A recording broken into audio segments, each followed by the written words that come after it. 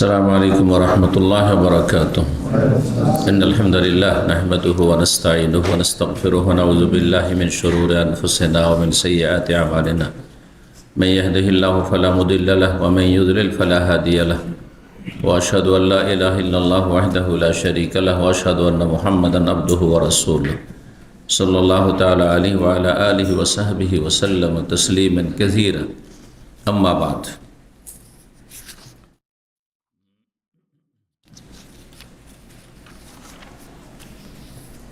فقد قال الإمام البخاري رحمه الله تعالى: باب حسن الخلق والسخاء وما يكره من البخل. وقال ابن عباس رضي الله تعالى عنهما: كان النبي صلى الله عليه وسلم أجود الناس وأجود ما يكون في رمضان. وقال أبو ذر رضي الله تعالى عنه لما بلغه مبعث النبي صلى الله عليه وسلم قال لأخيه: اركب إلى هذا الوادي فاسمع من قوله. فرجع فقال: رأيته يأمر بمكارم الأخلاق. সম্মানিত ভাতৃমণ্ডলী, আল্লাহ রাব্বুল আলামিনের প্রশংসা এবং প্রিয় নবী সাল্লাল্লাহু আলাইহি সাল্লামের উপর সালাত ও সালামের পর আজ বুধবার 11 রজব 1447 হিজরি মোতাবেক 31 ডিসেম্বর 2025 আমাদের ধারাবাহিক আলোচনা সহিহুল বুখারীর কিতাবুল আদাব, আচার ব্যবহার সম্পর্কীয় পর্ব নম্বর 9। ইমাম বুখারী রাহিমাহুল্লাহর এই পর্বের অধ্যায় নম্বর হচ্ছে 39। এতে বেশ কিছু হাদিস রয়েছে যেগুলি সম্পর্ক হচ্ছে উত্তম চরিত্রের সাথে, দানশীলতার সাথে এবং কৃপণতা যে ঘৃণিত চরিত্র সে সম্পর্কে বলছেন ইমাম বুখারী রাহিমাহুল্লাহ। বাব হুসনিল খুলুক, এই অধ্যায় হচ্ছে উত্তম চরিত্রের প্রশংসা সম্পর্কে, চরিত্রবান হওয়া সম্পর্কে, চরিত্রবান ব্যক্তি উত্তম চরিত্রের ফজিলত সম্পর্কে, ওয়াসাখা এবং দানশীলতা সম্পর্কে। দানশীলতা মানুষকে যথাসাধ্য যার যে অবস্থা রয়েছে সে অনুযায়ী দেওয়ার চেষ্টা করা, কারো মুখাপেক্ষী না হওয়া, কারো দ্বারস্থ না হওয়া, কারো কাছে আশা না করা, বরং অন্যকে দেওয়ার চেষ্টা করা হচ্ছে দানশীলতা। অমা ইউকরাহু মিনাল বুখল, আর শরীয়তের দৃষ্টিতে ঘৃণিত চরিত্র হচ্ছে বখুল, অর্থাৎ কৃপণতা। বখিলি, কৃপণতা অর্থাৎ দিতে পারবেন তারপরও দিতে কষ্ট লাগে বা দিতে চান না, টাকা পয়সার ক্ষেত্রে হোক, আর টাকা পয়সা মানুষকে দান সাদাকার ক্ষেত্রে হোক, অথবা এমনকি ধার কর্জা দেওয়ার ক্ষেত্রেও, যদি আপনার ধার কর্জা দেওয়ার সামর্থ্য থাকে আর বিশ্বস্ত আমানতদার ব্যক্তি ভালো মানুষ হয় জানেন, তাহলে ধার কর্জা দেওয়াও দানশীলতা। জি, ধার কর্জা দেওয়াও সচ্ছল ব্যক্তিদের এটি দানশীলতা। কারণ অনেক ভাইরা রয়েছেন বা অনেক মানুষও রয়েছে যাদের অভাব রয়েছে, কিন্তু সে হয়তো দান সাদকার মতো অভাবী নয়, নেবে না হয়তো, কিন্তু তার ধার কর্জার প্রয়োজন রয়েছে জরুরি কাজের জন্য। প্রত্যেকে আপন আপন জায়গা থেকে নিজের আখলাক আচরণ ঠিক রাখলে, যিনি ধার কর্জা নেবেন তার যে আচার আচরণ রয়েছে সেটা ঠিক রাখবে, আর যিনি ধার কর্জা দেবেন তার উচিত দিতে পারলে দেওয়া ভালো মানুষকে, আমানতদার ব্যক্তিকে। জি, তো এগুলি দানশীলতা। দানশীলতা শুধু টাকা পয়সার সাথে সীমিত নয়, বা কৃপণতা শুধু টাকা পয়সার ক্ষেত্রে নয়, ধন সম্পদের ক্ষেত্রে নয়, সময়ের ক্ষেত্রে। কাউকে সময় দিয়ে আপনি সাহায্য সহযোগিতা করতে পারবেন, কিন্তু সময় দিচ্ছেন না। যেমন আজকাল যেসব দেশে ঘুষ, আমরা যেসব দেশের সাথে সম্পর্ক রাখি, এসব দেশগুলিতে ঘুষ ছাড়া কাজ হয় না, অথচ সরকার তাকে যথেষ্ট বেতন দিয়ে, অফিসারকে যথেষ্ট বেতন দিয়ে রাখছে। তাকে হালাল রুজি আল্লাহ দিয়েছেন, কিন্তু না আল্লাহ শুকরিয়া আছে, না সরকারের শুকরিয়া আছে, না কর্তব্য সম্পর্কে, দায়িত্ব সম্পর্কে সচেতনতা আছে, দায়িত্বহীন।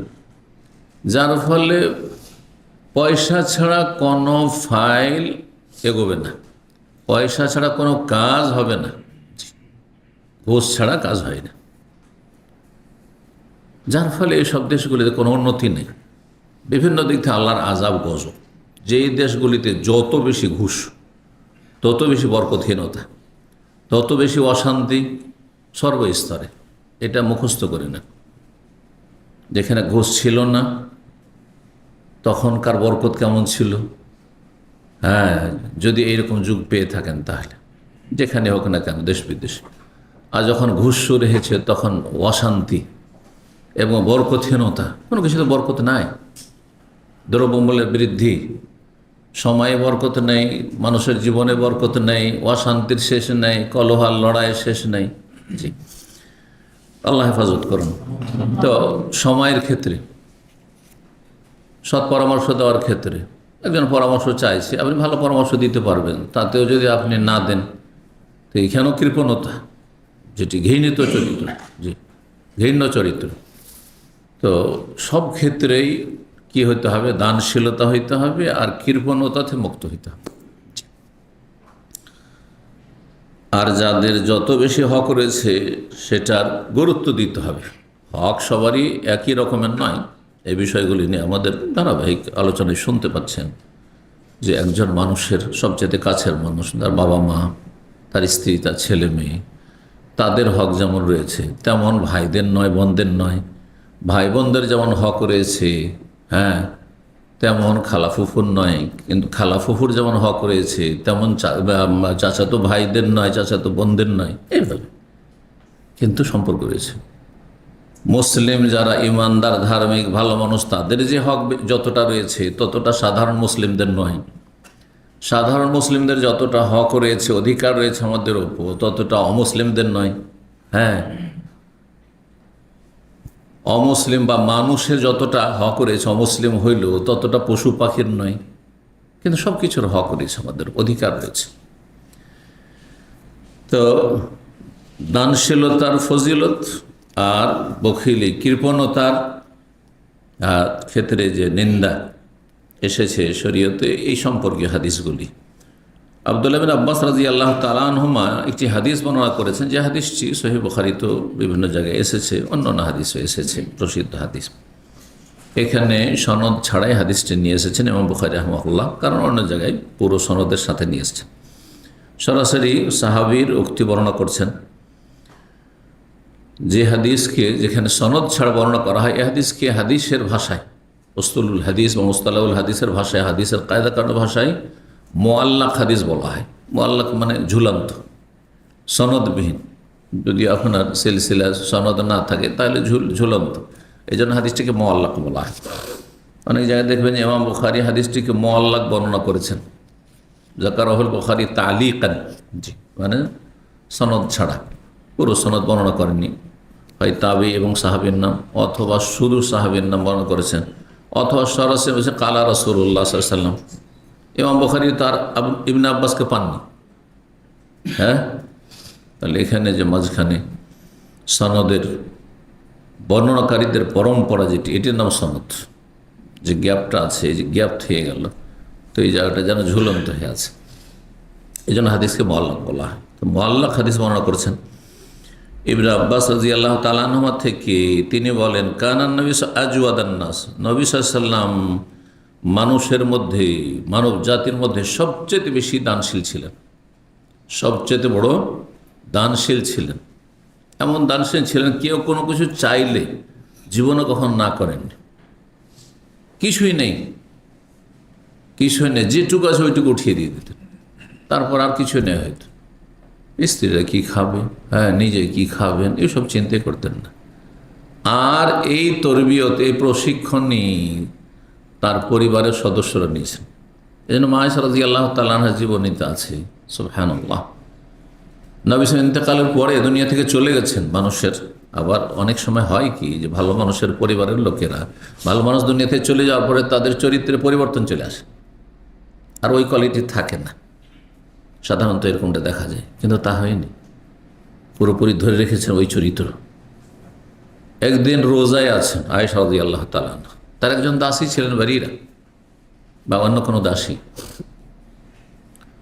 তো তিনি রোজায় আছেন, এই ফকির মিসকিন আসতে থেকেছে, দিতে দিতে দিতে সব যে শেষ খাবারটা ছিল একটু, ওটাও দিয়ে শেষ করে দিয়েছে। তখন সন্ধ্যা হয়ে আসছে, যখন দান করা হয়ে গেছে, তখন ওই দাসী বলছে যে ইয়া উম্মাল মুমিনিন, হে মুমিনের জননী, আমরা তো, আপনিও তো রোজায় আছেন, আমি তো রোজা আছি, তো কিছু রাখলে আমরা তো ইফতার করতাম। তো বলছেন যে আগে কেন স্মরণ করাওনি? মানে এই কথা খেয়ালই নেই যে আমাদেরকে, আমরা রোজা আছি না খেয়ে আছি সারাদিন, আমাদেরকে ইফতার করতে হবে, এটাও খেয়ালে নেই। আর আমি আপনি আগে গোটা বছর কি কত বছর বসে বসে খেতে পাবেন এটা আগে হিসাব করছেন, তারপরে যদি ভাবেন যে কিছু দান খায়রাত করা যাক, হ্যাঁ হ্যাঁ মানুষের উপকার করা যায় বা আত্মীয় স্বজনকে দেওয়া যাক, তখন হ্যাঁ কোথায় শেখ সাদির, কোথায় বকরির নিধি, বুঝতে পেরেছেন? তো এই হচ্ছে আসলে ইমানি তরবিয়ত রাসূলুল্লাহ সাল্লাল্লাহু আলাইহি ওয়াসাল্লাম থেকে তার পরিবারের সদস্যরা নিয়েছেন। নবী সাল্লাল্লাহু আলাইহি ওয়াসাল্লাম সবচেয়ে বেশি দানশীল ছিলেন মানুষের মধ্যে। ওয়া আজওয়াদা মা ইয়াকুনু ফি রমাদান, ওয়া আজওয়াদু মা ইয়াকুনু ফি রমাদান, আর বিশেষ করে রমজান মাস চলে আসলে আরও অধিক দানশীল হয়ে যেতেন, আরও বেশি দানশীল হয়ে যেতেন। তাহলে রমজান মাস বা মোবারক সময়গুলিতে আরও বেশি দান খেরাত করতে হবে। যেমন রমজান মাস আছে, জিলহজ মাসের প্রথম 10 দিন আছে, এই সময়গুলো। ওয়াকাল আবু যার রাদিয়াল্লাহু তাআলা, আরেকটি হাদিস বর্ণনা করেছেন মুআল্লাক, আবু যার রাদিয়াল্লাহু তাআলা আনহু শুনতে পেলেন, তার বাড়ি মক্কার বাইরে ছিল, দূরে ছিল, গেফারি বানু গেফার মক্কা মদিনার বাইরে ছিল। তো তিনি শুনতে পেলেন যে মক্কায় একজন ব্যক্তি এসেছেন, তিনি নিজেকে নবী রসুল বলছেন, তার কাছে ওহী আসছে, তিনি নতুন ধর্মের কথা প্রচার করছেন, আর তিনি এই মূর্তি পূজা করতে নিষেধ করছেন।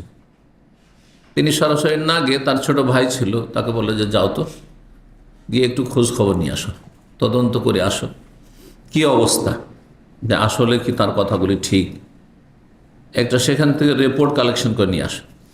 বলছেন লাম্বা বালাগহুমা বাসুন নবী, যখন নবী সাল্লাল্লাহু আলাইহি ওয়াসাল্লামের নবুয়ত প্রাপ্তির কথা, বা আসায় বাসু মানে নবুয়ত পাঠানো, মানে তার কাছে যখন ওহী পাঠানো শুরু হইল, নবুয়ত প্রাপ্তি, নবী সাল্লাল্লাহু আলাইহি ওয়াসাল্লাম যখন নবী হলেন এই কথা তার কাছে বা এই সংবাদ পৌঁছিল, কাল আলী আখিহে, তখন নিজ ভাইকে বললেন, ইরকাব ইলা হাযাল ওয়াদি, যাও তুমি এই মক্কা নগরীর যে উপত্যকা রয়েছে, এই উপত্যকায় তুমি চলে যাও, ফাসমা মিন কওলিহি, আর সেখানে একজন যে নবী রসুল বলে দাবি করছেন তার কথাগুলি শুনে আসো। ফারাজা, সেখানে গিয়ে শুনে আসলো ভাই, আর শুনে আসার পরে যে রিপোর্টটা দিল তাতে তার ভাই বলেছিল, রাআইতুহু, আমি তাকে সচক্ষে দেখলাম, ইয়া'মুরু বিমাকারিমিল আখলাক, তিনি উত্তম চরিত্রের নির্দেশ দান করছেন, উপদেশ দিচ্ছেন যে তোমরা চরিত্রবান হও। কিছু মৌলিক বিষয় রয়েছে, সেগুলির ক্ষেত্রে অমুসলিমরাও আমাদের সাথে একমত হবে, যেমন ভালো মানুষ হইতে হবে। এটা শুধু ইসলাম বলছে, সমস্ত অমুসলিমরা বলছে, তাই না? যারা নাস্তিক মানবতার কথা বলে তারাও কিন্তু এটাতে একমত, যে আমাদেরকে মানুষের মতো মানুষ হইতে হবে, তাই না? হ্যাঁ, মানবতা থাকতে হবে আমাদের, হ্যাঁ, মানুষের মতো আচরণ করতে হবে, পশুর মতো আচরণ করলে হবে না। করছে বা পশুর মতো আচরণ, কিন্তু কথা তো ঠিক আছে। আমল কার বেশি ভালো হবে? যার বড় আশা আছে।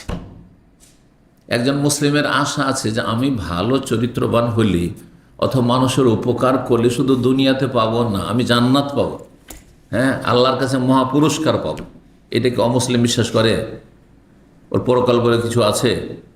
হ্যাঁ, ওর কিছু টার্গেট দুনিয়ার আছে। একজন নাস্তিক যদি করে, কিসের জন্য করে? এটা মানবতা।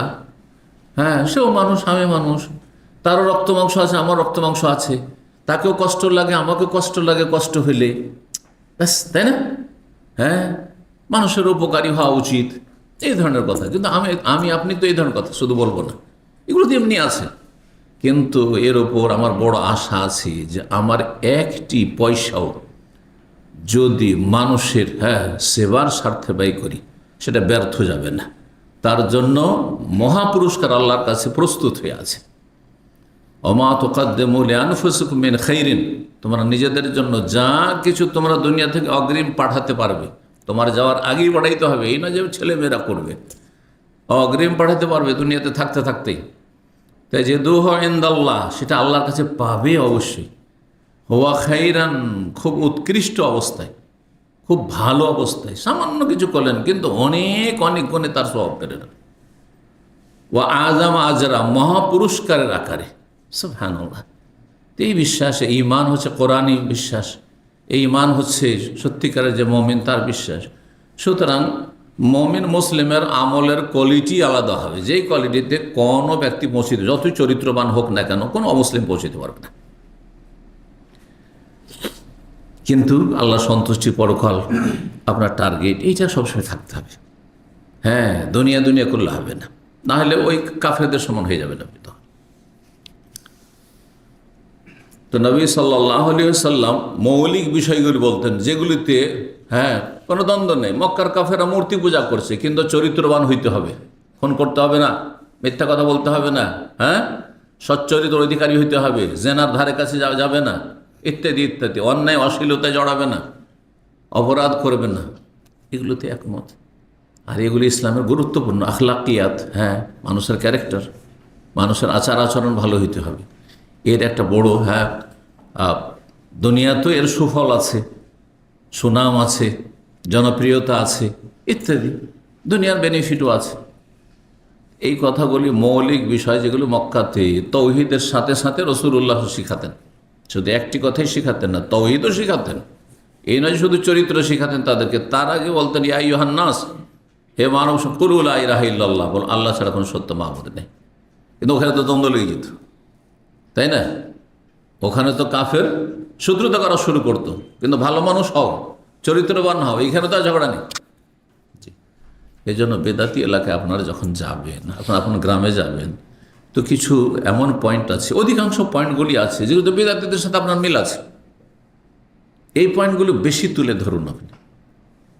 যেমন অধিকাংশ সমাজের বেনামাজি, আর বেদাতিও নামাজ পড়তে বলছে, ধার্মিক যদি হয়, আর আপনিও বলছেন, তো আপনারা নামাজি হন, তাই না? এতে কোনো দ্বিমত করবে না? দ্বিমত করবে না। দেখি না যে আপনাকে ফজরে, যে একটা বেদাতি বানাবেন, ফজরে যে দেখি না, চলেন ফজরে আসেন, দ্বিমত করবে? কিন্তু প্রথমে যদি বলেন যে আপনি এখানে কেন হাত বাঁধছেন, কেন বাঁধেন, যেমন বেদে আর কিছুই শুনবেন আপনার, তাহলে যেই পয়েন্টগুলি মোত্তাফাক আলাই, মানে সবাই মানেন, ওই পয়েন্টগুলি প্রথম আপনাকে উপস্থাপন করতে হবে, সেগুলি তুলে ধরতে হবে, সেগুলি তুলে ধরতে হবে। নবী সাল্লাল্লাহু আলাইহি ওয়াসাল্লাম ভালোবাসা, কোন ইখতিলাফ আছে? বরং ওরা বেশি ভালোবাসার কথা, ভালোবাসা না কিন্তু ভালোবাসার কথা ওরাই বেশি বলে, কিন্তু ভালোবাসার লক্ষণ কি, দাবি কি, সেগুলো বুঝে না। নবীকে ভালোবাসার কথা বলে, অথচ নবীর বিরোধিতা করে। হাদিস নিয়ে আসেন, তোর হাদিস তোর কাছে রাখ, আমার মজহাব, কথা বলছেন না? আর পীর সাহেব এটা বলেনি, কোথায় ভালোবাসে? আমি বলছি রাসূলুল্লাহর কথা, যে রাসূলের ভালোবাসো, তোর কথা মানো, যে যাকে ভালোবাসে তার কথার বাইরে যেতেই পারে না। এটা হচ্ছে একজন সালাফি, একজন আহলে হাদিসের কথা। এই কথাটা আসো না কেন, একটু করে টান দিতে হবে, বুঝতে পেরেছেন? নবীর ভালোবাসার কথা, আল্লাহর মর্যাদার কথা, যে আল্লাহকে ডাকে না, সারাদিন ছেড়ে হলো ডাকে না, 5 ওয়াক্ত নামাজ পড়ে না, রোজা রাখে না, তার আল্লাহর সাথে সম্পর্ক আছে নাকি? এই কথা যদি তুলে ধরে বেদাতির সামনে, তো আপনার সাথে দ্বন্দ্ব করবে? কত তো ঠিক। আপনি একজন 5 বার হাজিরা দিচ্ছে আল্লাহর কাছে, আপনি একবারও দেন না, তারপরে কি সম্পর্ক আছে আল্লাহর সাথে, ঠিক না? তো এই বিষয়গুলি আগে শুরু করবেন।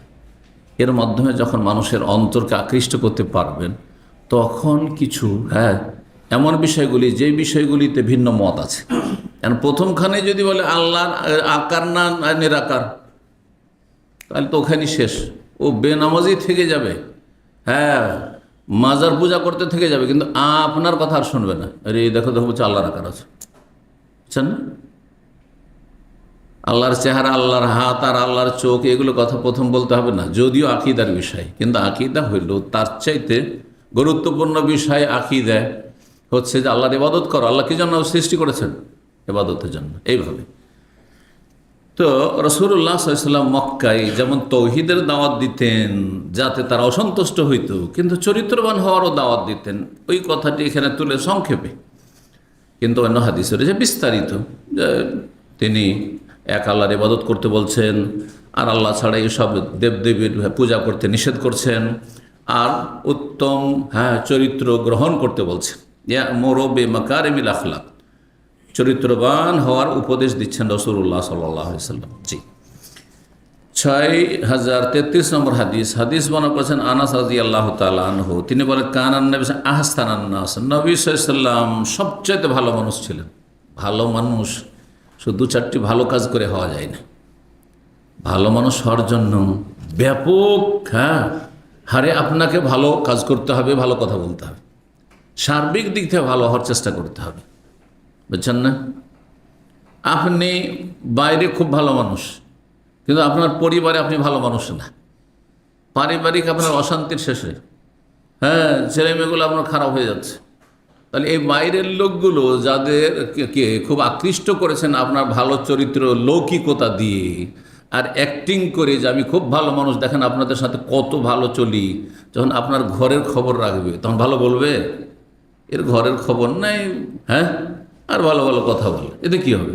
বুঝছেন?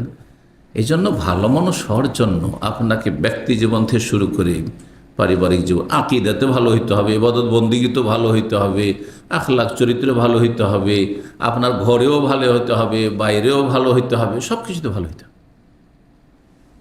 শুধু মুসল্লি, কিন্তু জীবনে একটা টাকা আল্লাহর রাস্তায় খরচ করবেন না, আপনি তো ভালো হয়ে যাবেন? আপনি পাশের লোক খেতে পায় না, আর আপনি খুব লম্বা তাহাজ্জুদ আর সালাতুদ দুহা চাষ পড়ছেন, আপনি এই দিক থেকে শুধু ভালো হয়ে যাবে না? কখনো ভালো হয়ে যাবে না।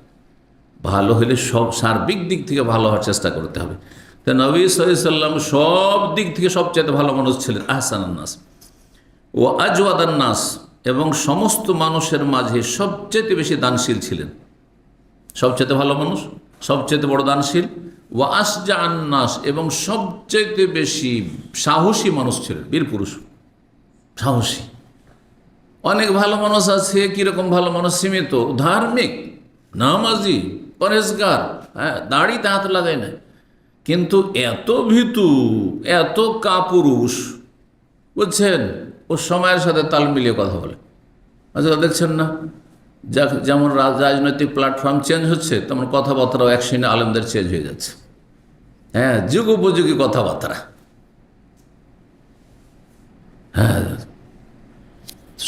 সব কিছুর সাথে তাল মিলিয়ে চলাফেরা করা, মানে যাতে করে লাভ সবসময় ঠিক থাকে, লস না হয়। না, এমন না, আপনাকে হক কথা বলতে হবে, হক কথার প্রচার করতে হবে। জি, ও আশজাআন নাস, নবী সাল্লাল্লাহু আলাইহি ওয়াসাল্লাম সবচেয়ে বেশি সাহসী মানুষ ছিলেন। সাহসী যে ছিলেন নবী সাল্লাল্লাহু আলাইহি ওয়াসাল্লাম, এটা নজির বুঝেন তো, দৃষ্টান্ত বর্ণনা করছেন। ওয়ালাকাদ ফাজিআ আহলুল মাদিনা যাতা লাইলাতিন, এক রাতে মদিনাবাসী ভীত শঙ্কিত হয়ে পড়ে, মানে হঠাৎ করে একটা বিকট শব্দ শোনা যায়, যাতে তাদের ভয় হয় যে বাইরে থেকে কাফের দুশমনরা মদিনার উপর আক্রমণ করে দিয়েছে, মদিনার উপর আক্রমণ শুরু হয়ে গেছে। কোনো আওয়াজ শুনে ফান্তালাকান নাসু কিবালা সৌত, তখন লোকেরা যেতে শুরু করেছে বা ছুটে চলেছে, সেই যে শব্দ হয়েছে, হইচই শব্দ হোক, হট্টগোল হোক, যে কোনো শব্দ হোক, ওই দিকে আওয়াজকে, বিকট শব্দকে ফলো করে তারা যাওয়া শুরু করেছে। কিন্তু লোকজনের সেখানে ঘটনাস্থলে পৌঁছার আগে, যেদিক থেকে আওয়াজ আসছিল সেদিকে পৌঁছার আগে নবী সাল্লাল্লাহু আলাইহি ওয়াসাল্লাম আগে গিয়ে ওই দিকের খবর নিয়ে চলে এসেছে, যে আসলে কিছু হয়েছে নাকি দেখি, তো খবর নিয়ে চলে আসে। কাপুরুষ করে কি? একটা গল্প বলি। এক যুগে আমরা যখন ছোট ছিলাম, খুব চুরি ডাকাতি হইতো বাড়িতে। এখন তো আলহামদুলিল্লাহ অনেক কমেছে চুরি ডাকাতি, ঘরের চুরি ডাকাতিটা কমেছে অনেক। একসময় এত বেশি চুরি ডাকাতি ছিল, ডাকাতি যদি কেউ একটু পয়সাওয়ালা হয়েছে আর আরব দেশ থেকে গিয়েছে, তো ওর বাড়ি ডাকাতি পড়বে, যে অনেক টাকা নিয়ে এসছে, মাল সামান নিয়ে এসছে। ছিল আজকে থেকে 30-40 বছর আগে। চুরি এত ছিল যে ভালো বলদ যদি থাকে জীবন চলে যাবে বলদ রক্ষা করতে গিয়ে, গরু রক্ষা করতে গিয়ে, এত গরু চোরা ছিল। আমাদের অঞ্চলের কথা বলছি। তো কোনো একজন মানুষ আলেম, তার বাড়িতে হ্যাঁ চিঠি, ডাকাতেরা চিঠি দিত যে তোমার বাড়িতে হ্যাঁ ডাকাতি ফেলবো, আমরা ডাকাতি করব, হ্যাঁ রেডি থাকো, খুন করব, এসব। তো ভয়ে ভীত সন্ত্রস্ত থাকতো। এরকম চিঠিও মাঝে মাঝে আসতো পয়সাওয়ালাদের বাড়িতে, আর ডাকাতি হইতো। গ্রামে ডাকাতি হয়েছে পয়সাওয়ালাদের বাড়িতে, আমরা দেখেছি। আল্লাহু আকবার, হ্যাঁ আলহামদুলিল্লাহ, হেফাজত করেছেন। তো যাই হোক, আর তারপর খুব মারধরও করত। হ্যাঁ, পয়সার মায়া, চাবি দিতে চাই না, টাকা পয়সা কোথায় আছে বলতে চায় না, সোনা দানা কোথায় আছে বলতে চায় না, দিল খুন করে, হ্যাঁ দিল, হ্যাঁ আঘাত করে, ইত্যাদি। কি যে এগুলো ছিল এক সময়, তো আমাদের দেখায় সব। তো এক লোক হঠাৎ করে একটা আওয়াজ হয়েছে কিছু, তো ভাবছে যে ও ডাকাত চলে এসছে, বাড়িতে ডাকাতি পড়ে গেছে। তখন স্ত্রীকে বলছে যে যাও তো একটু বাইরে দেখে এসো তো কি হচ্ছে না। তখন বলছে যে আরে তুমি পুরুষ মানুষ, তুমি যাও না। বলছে আরে যাও না, আমি দেখছি তোমাকে, তো যাও তো দেখে এসো, আমি তো দেখছি তোমাকে। হ্যাঁ, তখন স্ত্রী বলছে যে তুমি পুরুষ না আমি পুরুষ, বুঝছেন না, তুমি পুরুষ না আমি পুরুষ। তা আপনি যদি আপনার স্ত্রীকে বলেন যে যাও তো একটু বাড়ির পিছনে কি হচ্ছে একটু খোঁজ নিয়ে আসো, বা অন্ধকারে কি হচ্ছে একটু উঠানে একটু খোঁজ নিয়ে আসো, তো এটা কাপুরুষ হতো না? হ্যাঁ, কাপুরুষ আপনি। তো রাসূলুল্লাহ সাল্লাল্লাহু আলাইহি ওয়াসাল্লাম কত সাহসী ছিলেন, কোনো বডিগার্ড নেই, কিচ্ছু নেই, সাথী সঙ্গী নেই, একাই। এই আওয়াজ শোনার পরে ভেবেছেন যে কি হচ্ছে একটু খোঁজ নিত। এমন নয় যে রাতের অন্ধকারে হ্যাঁ মুসলিমদের ওপরে আক্রমণ না হয়ে যায় কাফেরদের। ফাস্তাকবালাহুমুন নবী সাল্লাল্লাহু আলাইহি ওয়াসাল্লাম, এই যে লোকেরা একদল যাচ্ছে খোঁজ খবর নেওয়ার জন্য যে কি হলো দেখি তো, রাসূলুল্লাহ সাল্লাল্লাহু আলাইহি ওয়াসাল্লাম তাদের সামনে অলরেডি ঘটনাস্থল, ওই দিক থেকে ফিরে চলে এসছেন, খোঁজ খবর নেই, কিচ্ছু নেই, আসলে গুজব, এমনি একটু কিছু ছিল হয়তো, বাইরের কোনো শত্রু আসেনি। ওয়াক্কাদ সাবাকান নাসা ইলা সাউতি, জনগণ অন্য লোকদের আগেই তিনি ঘটনাস্থলের দিকে, ওই যে আওয়াজ যেখান থেকে এসছে সেই দিকে পৌঁছে গেছেন, সেখান থেকে ঘুরেও চলে এসছেন খোঁজ নিয়ে। আর আসার পরে বলছে ইয়াকুল, সাহাবাই কেরাম যখন দল বেঁধে যাচ্ছেন আর সবাই ভীত শঙ্কিত যে কি হলো কি হলো, বলছে লাম তো রাউ, তোমরা কোনো ভয় পেও না, ভয় পেও না, চিন্তা করিও না, কোনো চিন্তা নেই, আমি খোঁজ খবর নিয়ে চলে এসেছি, কিচ্ছু নেই। আলা ফারাসিন আবি তালহা, সেই সময় আবু তালহা আনসারী রাদিয়াল্লাহু তাআলার ঘোড়ার পিঠে চেপেছিলেন, একাই নবী সাল্লাল্লাহু আলাইহি ওয়াসাল্লাম রাতের অন্ধকারে মদিনার খোঁজ খবর নেওয়ার জন্য চলে গেছে। সেই ঘোড়াটি কি ছিল? হ্যাঁ, ওরিয়িন মা আলাইহি সারজুন, এমন ঘোড়া ছিল যার পিঠে গদি ছিল না, যেটাকে জিন বলা হয়। ঘোড়ার পিঠে বসার জন্য যে গদিটা তৈরি করে রাখা হয় বা গদি রাখা হয়, সেটার নাম হচ্ছে আপনার সার্জ, আরবি ভাষায় মানে জিন। জিন যেটাকে বলা হয় বাংলায় বা উর্দুতে।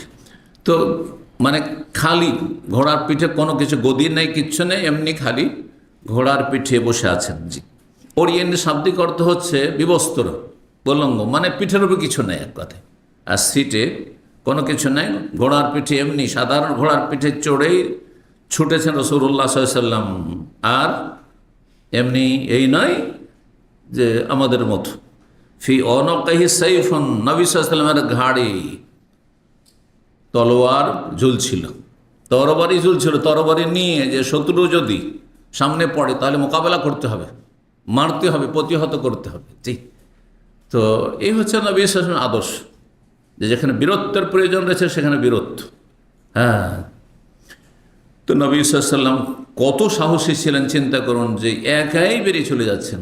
জি, সাহসী মানুষ, জীবনের ঝুঁকি নেই। আর কাপুরুষ সাহসে চিন্তা করে যে না কি জানি মরে যাব, কি জানি ক্ষতি হয়ে যাবে, যাবই না, ওর দ্বারা কোনো কিছু হয় না। কারণ আল্লাহর ফয়সালা যে করা আছে আপনার হায়াতের, ও হায়াত তখন শেষ হয়ে যাবে। যখন হায়াত শেষ হওয়ার কথা তখন শেষ হয়ে যাবে, আপনি যতই বাঁচার চেষ্টা করেন বাঁচতে পারবেন না। তারপরে ফিরে এসে বলছেন লাকাদ ওয়াজাদহু বাহরান, এই ঘোড়াটিকে তো আমি সাগরের মতো পেলাম। অথবা বলেছেন বর্ণনাকারী সন্দেহ, ইন্নাহু লা বাহরুন, ঘোড়াটি তো একটি সাগর যেন। মানে সাগরের যেমন গভীরতা, সাগরে যেমন পানির পরিমাণ কত বেশি, ঠিক তেমনি এই ঘোড়া অত্যন্ত দ্রুতবেগী। এত দ্রুত বেগে ছুটেছে যে সাহাবায়ে কেরামগণ হয়তো সাধারণভাবে যাচ্ছেন, কোথায় এরা এখানে আছেন, অনেক খোঁজ খবর গোটা মদিনার চারিদিক ঘুরে, আর চারিদিক না ঘুরলে তো বোঝা যাবে না কোন দিক থেকে দুশমন ঢুকলো না ঢুকলো, চারিদিক ঘুরে খবর নিয়ে চলে আসছে। তখনকার মদিনা খুব ছোট ছিল, তখনকার মদিনা আজকাল মসজিদে নববী এবং তার বাইরে যে চত্বরটা আছে এতটাই মদিনা ছিল, তার বেশি কোনো মদিনা ছিল না। এখন যে দামামের বাসগুলো গিয়ে আওয়ালিতে থামে, আওয়ালি জানেন হয়তো, মদিনা সম্পর্কে যাদের জানা আছে, আওয়ালি, এই আওয়ালি মদিনার বাইরে ছিল একটা মহল্লা, মদিনার বাইরে অঞ্চলে ছিল। নবী সাল্লাল্লাহু আলাইহি ইন্তকালের সময় আওয়ালিতে একটা বাড়ি ছিল আবু বকর সিদ্দিক রাদিয়াল্লাহু তাআলা, সেখান থেকে তিনি আসছেন খবর পেয়ে, মদিনার বাইরে ছিল। আর এমনি মদিনা শুধু এই মসজিদ নববী এবং তার পাশে যতটুকু জায়গা আছে এইটাই ছিল মদিনা, এইখানেই ছিল সাহাবায়ে কেরামদের ঘর বাড়ি।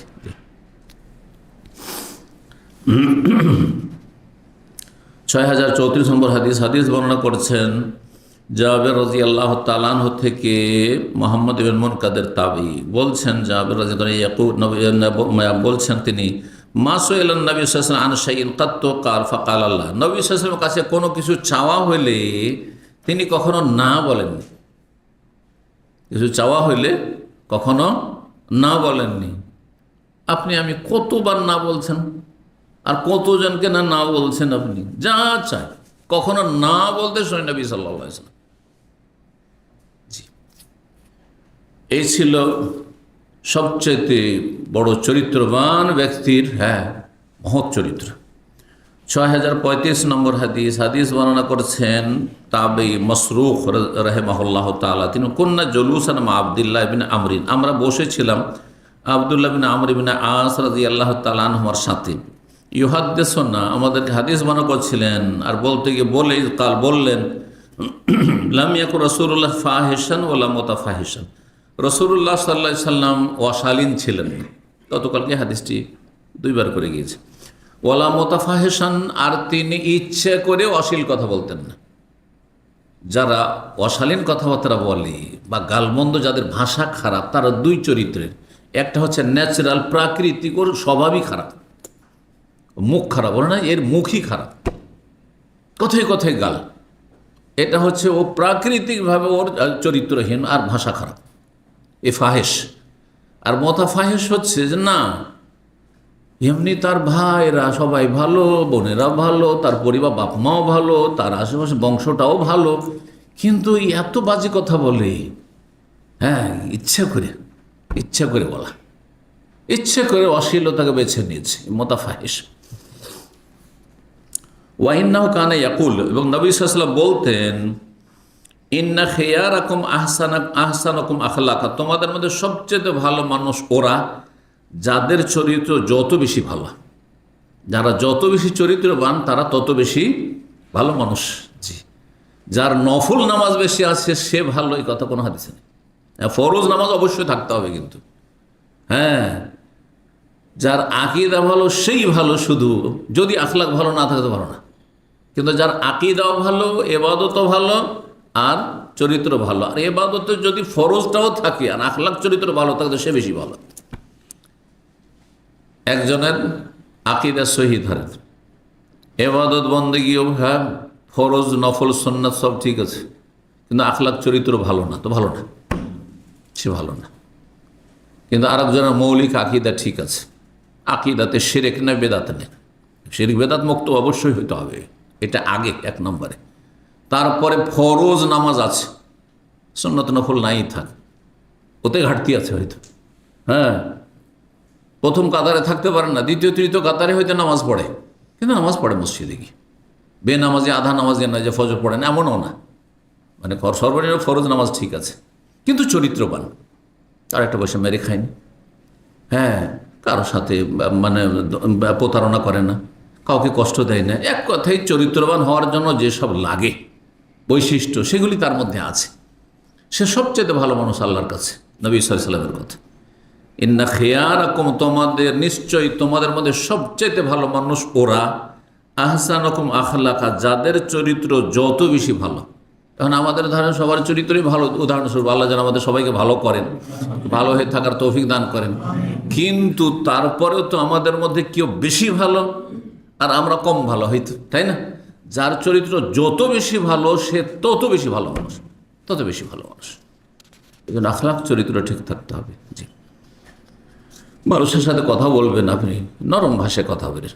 অনেক ভাইরা, কালকে যেমন এক ভাই বলছেন যে একজন ভাই জুমার দিনে কাউকে হয়তো খাবার দাবার দিচ্ছে, আর তারপর দেখছে যে কেউ হয়তো বাম হাতে পানিটা ধরেছে, কারণ অজ্ঞতা আছে, জানেও না, বাম হাতে পানিটা ধরেছে, অথবা খাওয়া দাওয়ার ক্ষেত্রে হয়তো কিছু একটু সুন্নতের খেলাফ কাজ করছে, এবং শক্ত ভাষা বলে দিচ্ছেন, কেন আপনি এরকম কাজ করছেন, এটা আপনার যেন ঠিক না, এটা আপনি ঘৃণা ছড়াচ্ছেন, এটা আপনার চরিত্র না, খারাপ চরিত্র এটা। আপনি হয় বলিয়েন না তাকে, যদি ভালো ভাষা না থাকে আপনার কাছে, আর না হলে ভালো ভাষায় বলেন, ভাই ডান হাতে পান করেন, পানিটা ডান হাতে খান, এতটাই যথেষ্ট।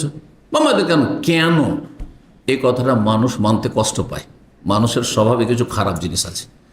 আপনাকে যখনই বলা হবে কেন এটা করছেন, তখন আপনাকে রাগ লাগবে, শয়তান ওখান দিয়ে ঢুকে আপনার মধ্যে, বুঝছেন না? এটা মানুষের খারাপ দিক। কিন্তু যখন আপনি পজিটিভ বলবেন তখন, হ্যাঁ, যদিও অনেক সময় উপদেশ নিতে কষ্ট লাগে, সমান সমান লোকের, একজন আবার অপরজনকে যদি উপদেশ দেয় তো কষ্ট লাগে, কিন্তু সিনিয়র ব্যক্তি দিলে হয়তো ভালোভাবে দিলে সেটা সহজ লাগে, বুঝছেন না? যেমন ওষুধ, বাচ্চাদের ওষুধ, ওই প্যারাসিটামল বাচ্চাকেও খাওয়াচ্ছেন, কিন্তু সিরাপের আকারে খাওয়াচ্ছেন, একটু মিষ্টি করে, তো ভালোই লাগছে। হ্যাঁ, আর আমাদেরকে ট্যাবলেট যখন দেওয়া হচ্ছে সেটা যদি চিবাইতে হয় তো 12টা বেজে যাবে, তাই না? এই জন্য আমরা গিলে খেয়ে নিই পানি দিয়ে, বুঝছেন? ঠিক ওই রকমই তো আপনি এমন ডোজ দিবেন না যেটা আপনার ওই তিতা ঔষধের মতো হয় না। তিতা ঔষধ একটু মিষ্টি করেই দেন, হ্যাঁ, ওষুধ ওই ঔষধটাই দিলেন হয়তো, কিন্তু একটু মিষ্টি করে দেওয়ার চেষ্টা করেন। আল্লাহ বুঝার আমল করার তৌফিক দান করেন। 6036 নম্বর হাদিস। হাদিস মানে বলছেন সাহল ইবনে সাদ রাদিয়াল্লাহু তাআলা, তিনি বলছেন, যা আতিম রাতুন ইলা নবী সাল্লাল্লাহু আলাইহি ওয়াসাল্লাম বুরদাতিন, জনৈক মহিলা নবী সাল্লাল্লাহু আলাইহি ওয়াসাল্লামের কাছে একটি চাদর নিয়ে আসলা। ফাকাল সাহলুন লিল কওম, সাহল এই হাদিসটা বর্ণনা করতে গিয়ে যারা ছিল তার সাথী সঙ্গী তাদেরকে বললেন, আতাদরুনা মাল বুরদা, তোমরা কি জানো বুরদা কাকে বলা হয়? বুরদা বিশেষ ধরনের চাদর। ফাকাল কম, লোকেরা বলল, হ্যাঁ, সেটা হচ্ছে সামলা। তার মানে আরবরা এই চাদরকে, হ্যাঁ, বিভিন্ন রকমের চাদরে পার্থক্য করতো, আমরাও পার্থক্য করি। একটা হচ্ছে শাল, একটা হচ্ছে এমনি চাদর, একটা হচ্ছে এহরামের কাপড়। হ্যাঁ, আর চাদর যদি বলেন যেটা ওপরে গায়ে দিই, তো এহরামের কাপড়ও তো ওপরে গায়ে দিচ্ছেন। সুতি চাদর, যেটা একসময় সুতি চাদর হতো, সেটাও তো চাদর। আবার সেটা যদি উনের হয় তাহলে সেটার নাম শাল হয়ে গেল। পার্থক্য করছেন না? করছেন না? পার্থক্য করছেন। ঠিক ওই রকমই আরবদের মাঝেও পার্থক্য ছিল। বুরদা শব্দটি হয়তো অনেকের জন্য অপরিচিত ছিল, সেজন্য বলছে বুরদা বুঝো? বলছে, হ্যাঁ, আমরা বুঝি। সামলা ওটা হচ্ছে পাড়ওয়ালা বা ঝালরওয়ালা, ঝালর বিশিষ্ট চাদর, যাতে পাড় রয়েছে, পাড়ে যে সুতাগুলো বেরিয়ে বেরিয়ে থাকে, এই ধরনের। যেমন আমাদের দেশের চাদরগুলোতে বা শালগুলোতে সাইডে সুতা বেরিয়ে আছে না, হ্যাঁ, যে ওরকম, কিন্তু সাইডে পাড় আছে, জি, নকশা করা আছে, নকশি। ফকালা সাল সাল তখন বললেন, হিয়া সামলাতুন মানসুজা ফিহা হাসিয়াতুহা, এমন চাদর, এমন ঝালরওয়ালা বা পাড়ওয়ালা চাদর যার পাড়গুলো সেলানো ছিল, মানে তাতে নকশা করা ছিল, মানসুজা। হাসিয়া মানে হচ্ছে কেনারাগুলো, জি, যেগুলো ঝালরগুলো। ফাকালাত ইয়া রাসূলুল্লাহ, সেই মহিলা এসে বলে, হে আল্লাহ রসুল, আকসুকা হাজিহি, এই কাপড়টি আপনাকে আমি পরাতে চাই। হ্যাঁ, মানে আপনাকে পরিধান করার জন্য, ব্যবহার করার জন্য আপনাকে উপঢৌকন দিতে চাই, এই চাদরটি আপনাকে আমি গিফট করতে চাই। ফাখাযাহান নবী সাল্লাল্লাহু আলাইহি ওয়াসাল্লাম, সেটাকে নিয়ে নিলেন, দিতে চাইলো, তখন নিয়ে নিলেন। এখান থেকে কি বোঝা গেল? কোনো মহিলা যদি পুরুষকে হাদিয়া দেয় তো নেওয়া যাবে না? যাবে না? যাবে। কিন্তু সেটা যদি আবার চোরা রাস্তা হয় দুজনের মাঝে, তো নেওয়া যাবে? হ্যাঁ, আপনার গ্রামের এক মহিলা আপনার নন মাহরম, বেগানা, আর সে যদি আপনাকে একটা করে গিফট করে বা আপনি গিফট করেন, তো এটা ফিতনার কারণ। কারণ সেই ক্ষেত্রে আপনার মনে দুর্বলতা আসবে। ও যখন গিফট করেছে দেখি ওর নাম্বারটা রাখি, মাঝে মাঝে ওকে করে মেসেজ দিই, যোগাযোগ রাখি, তো শয়তান সুযোগ নিয়ে নেবে। এমনি তো ইমান দুর্বল আজকালকার জমানা মানুষের, ঠিক না? কিন্তু যদি ফিতনার আশঙ্কা না থাকে, পরেশগার মানুষ, আল্লাহ মানুষ, পুরুষরা হাদিয়ে দিচ্ছে, মহিলাকে হাদিয়ে দিয়েছে জাযাকুমুল্লাহ খের, ব্যাস, আর তার অন্তর তার পিছনে লেগে থাকবে না, তাহলে জায়েজ। হ্যাঁ, যতই পরেশগার মানুষ হোক, যদি কোনো পুরুষের কোনো মহিলার দিকে অন্তর লেগে থাকে কোনো কারণে, যা দিয়ে দিয়েছে সেই জন্য সবসময় তার কথা মনে ঘুরপাক খায় আর তার সাথে যোগাযোগ করতে ইচ্ছা হয়, তাহলে সেটা ফিতনার কারণ। কিন্তু যদি এটা না হয় তাহলে অসুবিধা নেই। আপনার চাচাতো বোন, খালাতো বোন, ফুফাতো বোন যদি কোনো হাদিয়ে গিফট দেয় আর তাতে ফিতনা আশঙ্কা না থাকে তাহলে জায়েজ রয়েছে। বিশেষ করে ধরেন বয়স হয়ে গেছে, বিবাহিতা, পর্দানাসীন, আর তারপরে আপনার সাথে সামনে এসে কোনো সময় কথাও বলেন না, আপনার সাথে চ্যাটিং ফ্যাটিং ওইসব করে না, তাহলে ফিতনার আশঙ্কা নেই। কিন্তু যদি চ্যাটিং চলতে থাকে, যদি এমন থাকে যে আপনার তালাক প্রাপ্তা বা বিধবা অথবা অবিবাহিতা, তাহলে ফিতনার আশঙ্কা আছে। অথবা বিবাহিতা অনেক কিন্তু চরিত্র ভালো না, স্বামীকে বাদ দিয়ে হয়তো আপনাকে ভালো লাগা শুরু করেছে, কারণ শয়তান তো লেগে আছে সবসময়। যেমন পুরুষকে পাপ করাবার জন্য শয়তান লেগে আছে, তখন মহিলাকে পাপ করার জন্য লেগে আছে। ফিতনা উভয় পক্ষ থেকে হইতে পারে। সুতরাং এই শয়তানের চোরা রাস্তাগুলি থেকে সজাগ থাকতে হবে, সাবধান থাকতে হবে। হ্যাঁ, যেন কোনো সময় ফিতনায় জানতে অজান্তে আপনি না পড়ে যান। কিন্তু ফিতনার আশঙ্কা না থাকলে জায়েজ রয়েছে। তাহলে শর্ত সাপেক্ষ পুরুষ নারীকে হাদিয়া তোহফা দিতে পারে, আর নারী পুরুষকে উপঢৌকন দিতে পারে, কিন্তু নির্জনের নয়। নবী সাল্লাল্লাহু আলাইহি ওয়াসাল্লামের সামনে সাহাবায়ে কেরামগণ আছেন, দিচ্ছে, ঠিক না? তো রাসূলুল্লাহ সাল্লাল্লাহু আলাইহি ওয়াসাল্লাম, জি, নবী সাল্লাল্লাহু আলাইহি ওয়াসাল্লাম সেটিকে নিয়ে নিলেন, মুহতাজানা ইলাইহি, এমনভাবে গ্রহণ করলেন আগ্রহের সাথে যে যেন নবী সাল্লাল্লাহু আলাইহি ওয়াসাল্লামের সেই চাদরটির প্রয়োজন ছিল। দেখেন, হাদিয়া তোহফা দেওয়ার সময় যদি মানুষকে স্টাডি করেন তো বোঝা যায় যে একটা জিনিস নিতে গিয়ে বেশ আগ্রহের সাথে নিয়েছে, জাকাল্লাহ খায়ের, হ্যাঁ, আর আগ্রহ প্রকাশ করলেন, খুব ভালো জিনিস, এটা আমার জন্য, এটা প্রয়োজন ছিল। হয়তো এই ধরনের কোনো কথা বললেন, বোঝা গেল যে না, প্রয়োজন ছিল। আর অনেক সময় এমন কিছু নিয়ে আসছেন যে না না, জাকাল্লাহ খায়ের, কোনো প্রয়োজন ছিল না, কেন কষ্ট করলেন আপনি? হ্যাঁ, এটা অনেক সময় আমরা লৌকিকতার জন্য বলে থাকি, কিন্তু যদি দেখা যায় যে আমার আগ্রহ নাই, তাহলে বোঝা গেল যে এটা আমার হয়তো প্রয়োজন নেই, অতিরিক্ত আপনি এই কাজ করেছেন। ফাল্লাভে সাহা, তারপরে নবী সাল্লাল্লাহু আলাইহি ওয়াসাল্লাম সেটাকে পরিধান করলেন। প্রয়োজন ছিল, নবী সাল্লাল্লাহু আলাইহি ওয়াসাল্লামের প্রয়োজন ছিল, আর তারপরে সেটা নিয়ে নিলেন, হাদিয়া গ্রহণ করলেন, আর তারপরে সেই পোশাকটি পরিধান করলেন। ফারাহ আলাইহি রাজুলুম মিনাস সাহাবা, সাহাবায়ে কেরামদের কোনো এক ব্যক্তি সেটি নবী সাল্লাল্লাহু আলাইহি ওয়াসাল্লামকে পরিহিত অবস্থায় দেখলেন, যে নবী সাল্লাল্লাহু আলাইহি ওয়াসাল্লাম পরে এসেছেন মজলিসে অথবা মসজিদে। ফাকাল ইয়া রাসূলুল্লাহ, ওই সাহাবী বলছে, হে আল্লাহর রাসূল, মা হাসানা হাযিহি, কত না চমৎকার এই কাপড়টি, কতই সুন্দর কাপড়, খুব ভালো কাপড়। ফাকসুনিহা, আমাকে এটি পরিধান করার জন্য দিয়ে দেন না। হ্যাঁ, চেয়ে ফেলেছে, অভাব ছিল বেচারার, আর ভালোও লেগেছে কাপড়টি দেখে, চেয়ে ফেলেছে। তাহলে বোঝা গেল যে যদি কারো সাথে আপনার এরকম আন্তরিকতা থাকে আর তার কাছে এই জিনিসটা চেয়ে নিলে তাকে কষ্ট লাগবে না, এটা হয় অনেক সময়, চাওয়া চাই হয় না, হয় না, জায়েজ, কিন্তু সব সময় নয়, সব সময় নয়, আর সব জিনিস নয়, ঠিক না? দি এক বোন আর এক বোনের কাছ থেকে অনেক সময় একটা চাদর গায়ে দিয়ে আছে, এক বোন, আর এক বোন বলছে, ও এটা আমাকে দেখে খুব ভালো লেগেছে, এটা দেওয়া যাবে না, আমাকে দিয়ে দাও। এটা জায়েজ আছে যদি কষ্টের কারণ না হয়, কিন্তু যদি এসে বিরক্তি বোধ করে অথবা কষ্ট বোধ করে বা অভাবী, নিজেই অভাবী, আর তার কাছ থেকে চাইবে, এটা উচিত হবে না। জি, তো এই বিষয়গুলিও জানার বিষয়। ফাকসুনিহা, আমাকে এটা পরিধান করার জন্য দিয়ে দেন। ফাকালান নাম, নবী সাল্লাল্লাহু আলাইহি ওয়াসাল্লাম কখনো না করতেন কোনো কিছু চাইলে, অথচ নবী সাল্লাল্লাহু আলাইহি ওয়াসাল্লাম এই চাদরটি প্রয়োজন ছিল, আগ্রহের সাথে তিনি নিয়েছিলেন যখন উপঢৌকনটি ব্যবহার করার জন্য, আর পইরে আছেন, এমন নয় যে অতিরিক্ত রাখা আছে। হ্যাঁ, ঠিক আছে, দিয়ে দিলাম। ফালাম্মা কামান নবী সাল্লাল্লাহু আলাইহি ওয়াসাল্লাম, যখন নবী সাল্লাল্লাহু আলাইহি ওয়াসাল্লাম সেখান থেকে চলে গেলেন, তখন তার সাথী সঙ্গী কোন সাহাবাই যারা মজলিসে ছিলেন আর দেখলেন এই তামাশাটি, যে এই সাহাবি চেয়ে ফেললো, আর নবী সাল্লাল্লাহু দিয়েও দিলেন চাদরটি, গা থেকে খুলে ওকে দিয়ে দিলেন, তাকে লোকেরা তিরস্কার করা শুরু করল। ভর্ৎসনা করা শুরু করলো, এটা কি কাজ করলেন, এটা কাজটা উচিত হইল না। নবী সাল্লাল্লাহু আলাইহি ওয়াসাল্লাম কালু, তারা বলতে লাগলো, মা আহসানতা, তুমি ভালো কাজ করলে না। হিনা রাআইতান নবী সাল্লাল্লাহু আলাইহি ওয়াসাল্লাম আখাযাহা মুহতাজান ইলাইহা, তুমি তো দেখলে যে নবী সাল্লাল্লাহু আলাইহি ওয়াসাল্লামের এটি প্রয়োজন ছিল বলেই নবী সাল্লাল্লাহু আলাইহি ওয়াসাল্লাম আগ্রহের সাথে নিয়েছেন এটি। সুম্মা সাআলতাহু ইয়াহা, তারপরে সেটা তুমি চেয়ে ফেললে।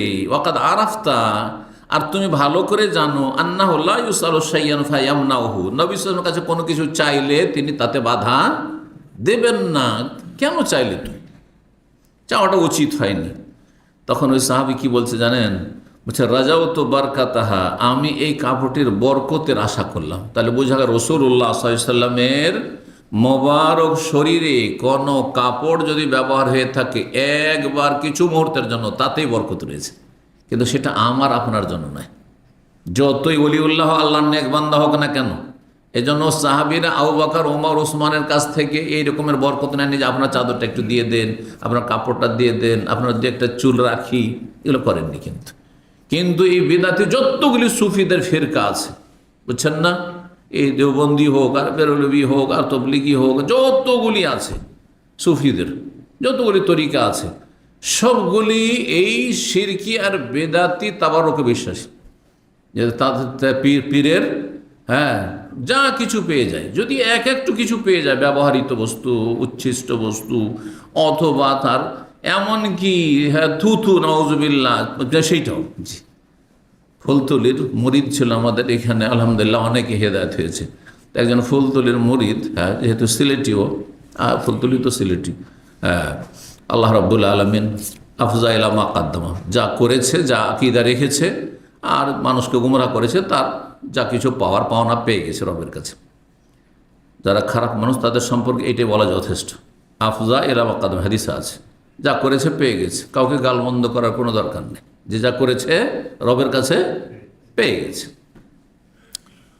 তো সেই ভাই এখানে হেদায়েত হয়েছিল, শিক্ষিত মানুষ, বলছে, শেখ, আমাদের এলাকায় যখন এই পীর আসতো, আসার পরে সে এত পান খেত আর পানের পিক ফেলতো, যেমনই পানের পিক ফেলতো সাথে সাথে মুরিদরা নিয়ে একবারে চোখে মুখে ঘুষিয়ে একেবারে তাবারক সব হাসিল করে দিত।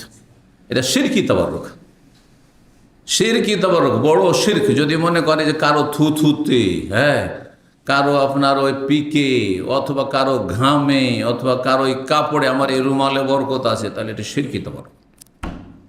এই মর্যাদা একমাত্র এক ব্যক্তির জন্য, আল্লাহর পরে, তিনি হচ্ছেন রাসূলুল্লাহ সাল্লাল্লাহু আলাইহি ওয়াসাল্লাম। কারণ তার ক্ষেত্রে আমাদের কাছে দলিল আছে। আবু বকর, ওমর, ওসমান, আলীর ক্ষেত্রেও দলিল নেই, হাসান হুসেনের ক্ষেত্রেও দলিল নেই। কোন মহিলা ফাতেমা রাদিয়াল্লাহু তাআলার কাছ থেকে তাবারুক নিতে যাননি যে আপনি একটু খাবার দাবার, একটু জুঠা ছেড়ে দেন, আমরা একটু বরকত নিব, করে দেন। এগুলি হচ্ছে শিরকি তাবারুক। যদি মনে করেন এখান থেকে কিছু বরকত পাবো, তাহলে শিরক। আর যদি এটা আকীদা নাও রাখেন, তবু বেদাত। তাবারক হচ্ছে তিন প্রকার, এরা বলেছে না, শরীয়ত সম্মত তাবারক, আর শিরকি তাবারক, আর বেদাতি তাবারক। শরীয়ত সম্মত তাবারক হচ্ছে এর জমজমের পানি, হয়তো বরকত আছে, কালাজিরাতে বরকত আছে, মধুতে বরকত আছে, ঠিক আছে না, এগুলোতে বরকত আছে। যেগুলিতে বরকত বলে সেগুলোতে বরকত আছে। মক্কায় বরকত আছে, মদিনায় বরকত আছে, প্যালেস্টাইনে, ফিলিস্তিনে বরকত আছে, বাইতুল মুকাদ্দাসে। জি, এইভাবে রমজান মাস বরকতের মাস, জিলহজ মাসে 10টি দিন বরকতের দিন, এইভাবে বরকত হয়। লাইলাতুল কাদরে বরকত আছে। তো যেই বস্তুগুলিতে বরকত আছে বলেছে রাসূল, তাতে বরকত আছে। আর যাতে বলেননি, আমাদের কোনো অধিকার নেই যে আমরা কল্পনা জল্পনা করে নেব যে এত বড় যখন পরেশগার মানুষ, আর এত বড় যখন শেখ, আর এত তার কাছ থেকে দিন শিখলাম, তার ওসিলে হেদায়েত পেলাম, সুতরাং তার জুতো স্যান্ডেলও বরকত আছে। না, বরকত নেই। জি, আপনি তাকে আল্লাহর জন্য ভালোবাসেন, সেটা তার হক, কিন্তু আপনি শিরক বেদাত করবেন না, জায়েজ নাই। তো ওই লোক কি বললাম, রাজা ও তো বারকাতাহা, আমি এই চাদরটির বরকতের আশায় নিলাম। কাজ ঠিক না ভুল? ভুল। নবী সাল্লাল্লাহু আলাইহি ওয়াসাল্লামের গায়ে সেই চাদরটি ব্যবহার করেছেন, শুধু তাতে বরকত, তাতে কি রয়েছে? বরকত রয়েছে। হিনা লাবেসাহান, যখন নবী সাল্লাল্লাহু সেটি পরিধান করলেন, তিনি পরেছেন আর তারপরে দিয়েছেন, তখন বরকত। কিন্তু মহিলা যতক্ষণ মহিলার কাছে ছিল ততক্ষণ সেই চাদরে বরকত ছিল না, না ছিল? ইন্ডিয়া বাংলাদেশের হাজিরা আসে, অনেক বেদাতি হাজিরা আসে। আসার পরে আমরা যখন মদিনায় ছিলাম তখন এখানে মেড ইন জাপান কাপড় পাওয়া যেত। অন্য দেশে এত কাপড় আসতো না, ওই চাইনা ফাইনা ওই সব কিছু মার্কেট ছিল না, কিন্তু এগুলো তো শুরু হলো 20-25 বছর থেকে, তো 35-35 বছর আগের কথা। তো তখন দেখতাম যে সব কাফন এই মেড ইন জাপানের রোল থান কিনছে, আর কেনার পরে জমজম পানি দিয়ে ধুইছে, আর ধোয়ার পরে দেশে নিয়ে যাচ্ছে। কী করবেন হাজি সাহেব? হ্যাঁ, বলছে যে এটা আমার কাফন হবে। তো কিসের জন্য? বলছে যে বরকতের জন্য। আর বলে যে কাপড়টা তৈরি হয়েছে কাফেরদের দেশে, জাপানে। কথা বুঝতে পারছেন না? আর মক্কার মার্কেটে, মদিনার মার্কেটে বিক্রি হলো, তাতেই তাদের তাবারক চলে আসলো। নাউযুবিল্লাহ মিন যালিক। জায়েজ না, এগুলো বিদআত। জি। তো নবী সাল্লাল্লাহু আলাইহি সাল্লাম যখন সেটা পরিধান করেছেন, সেজন্য আমি বরকতের আশা করেছি। কি করবে? কাপড়টিকে আমি সংরক্ষিত করে রাখবো, লাল্লি ওকাফানু ফিহা, যাতে এতে আমার কাফন দেওয়ার ব্যবস্থা করা হয়, আমাকে কাফন দেওয়া হয়। পরিবারকে ওসিয়ত করে দেবো যে এই কাপড়টা আমি রাখলাম, নবী সাল্লাল্লাহু আলাইহি সাল্লাম একবার পরিধান করেছেন বা একদিন দুদিন পরিধান করেছেন, সেটা আমার যেন কাফন সেটা দিয়ে করা হয়। জি। কাফনের ক্ষেত্রে ওলামারা বলেছেন বরকতের জন্য নয়, কিন্তু এমনি কেউ যদি ওসিয়ত করে যে আমার এই কাপড়টাই কাফন দিও, তো জায়েজ আছে। তাবারকের জন্য নয়, কিন্তু যদি বলে যে এই কাপড়টি যে রাখলাম, এই কাপড়টি দিয়ে আমার কি করিও? কাফন দিও, তাহলে জায়েজ আছে। ধরেন একটা এহরামের কাপড়, উমরা করে গেছেন আপনি বা হজ করে গেছেন, আর সেই কাপড়টা অনেকে কিন্তু মনে করে যে হজ উমরা করা কাপড় সাধারণভাবে ব্যবহার করা যাবে না, অনেকে মনে করে। এটা বিদাতি কথা, ঠিক না? যার ফলে ওটাকে তুলে রেখে দেয়, উঠিয়ে রেখে দেয়। যদি কোনোদিন হজ উমরা করে তাহলে তো ব্যবহার হইলো, আর না হলে হইলই না, কাপড়টা থেকে গেল। তো অপচয় করলেন না আপনি। সেটাকে বেডশিট বানাইলে অসুবিধা আছে? কোনো অসুবিধা নেই যে আপনার এহরামের কাপড় বেডশিট বানিয়ে নিলেন, অথবা উমরা করে গেলেন, তারপরে সেটা দিয়ে অন্য কিছু জামা কাপড় যা কিছু তৈরি হয়। দেশের কাপড়গুলো তো সাধারণ পাতলা কাপড়ে আসে, সেটা পাঞ্জাবি তৈরি হইতে পারে, পায়জামা তৈরি হইতে পারে, কেন কাপড়টাকে আপনি নষ্ট করবেন? তো আপনি যদি মনে করেন যে আমি এই কাপড়টা দিয়ে হজ উমরা করে এসেছি, এইটাই আমার কাফনের জন্য রেখে দেবো, তাহলে জায়েজ। কিন্তু আপনি এইটা ভাববেন না যে এতে বরকত আছে, সেই জন্য বরকত চলে এসেছেন না, বরকত আসেনি। কিন্তু আপনার অধিকার আছে যে আপনি বিশেষ, যেমন জীবদ্দশায় আমার অধিকার আছে যে এই কাপড়টি আমাকে পছন্দ লাগছে, সুতরাং আমি এটা পরিধান করছি, ঠিক না? এটা আমার রুচিকর, ভালো লাগছে, সেই জন্য আমি পরছি। ঠিক তেমনি মরার পর আমার অধিকার আছে, তখন তার কথা বলতে পারবো না, সেই জন্য আগে থেকে বলে গেলাম যে এই কাপড়টা আমার রেখে দাও, আর এই কাপড়ে আমাকে কাফন দিও। কেউ যদি বলে তো জায়েজ আছে, মশলাটা জানেন, বুঝছেন না? জি।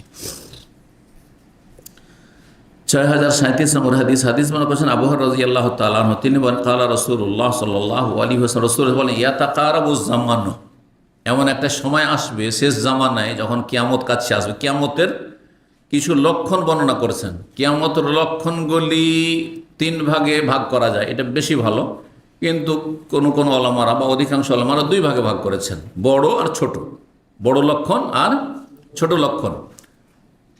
কিন্তু যদি কেউ বলে যে বড় লক্ষণ, মধ্যম লক্ষণ আর ছোট লক্ষণ, তো বলা যেতে পারে বড় লক্ষণগুলি 10টির মতো, তাছাড়া সবগুলি হচ্ছে ছোট।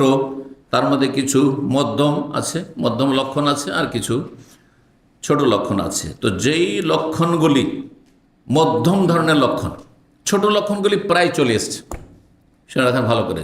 কিয়ামতের যেগুলো ছোট লক্ষণ, ছোট নিদর্শন, সেগুলি প্রায় চলে এসছে। তারপরও আসবে না এমন কথা নেই, আসতে পারে আরও। কিন্তু মধ্যম ধরনের লক্ষণ আরও কিছু বাকি আছে। তারপরে যখন বড় লক্ষণ শুরু হবে, তখন দ্রুত সময় পার হয়ে চলে যাবে আর কিয়ামত হয়ে যাবে। যেমন নবী সাল্লাল্লাহু আলাইহি ওয়াসাল্লাম হাদিসে রয়েছে যে বড় লক্ষণগুলি শুরু হওয়ার উদাহরণ হচ্ছে কীরকম, যেমন তসবির দানা, তসবির দানাগুলি গাঁথা আছে কিসে? সুতায়। সুতা যদি ছিঁড়ে যায়, তারপরে যখন পড়তে শুরু হবে দানাগুলি, তখন আর তাতে বিলম্ব হবে না, একটার পরে একটা তাড়াতাড়ি করে সব পড়ে সব শেষ হয়ে যাবে, ঠিক না?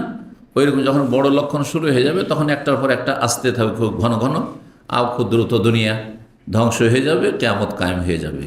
মধ্যম লক্ষণগুলির কয়েকটি লক্ষণ এখানে রয়েছে। ইয়াতাকারাবুজ জামানু, এমন একটা সময় আসবে যখন সময়গুলি সংকুচিত হয়ে চলে আসবে।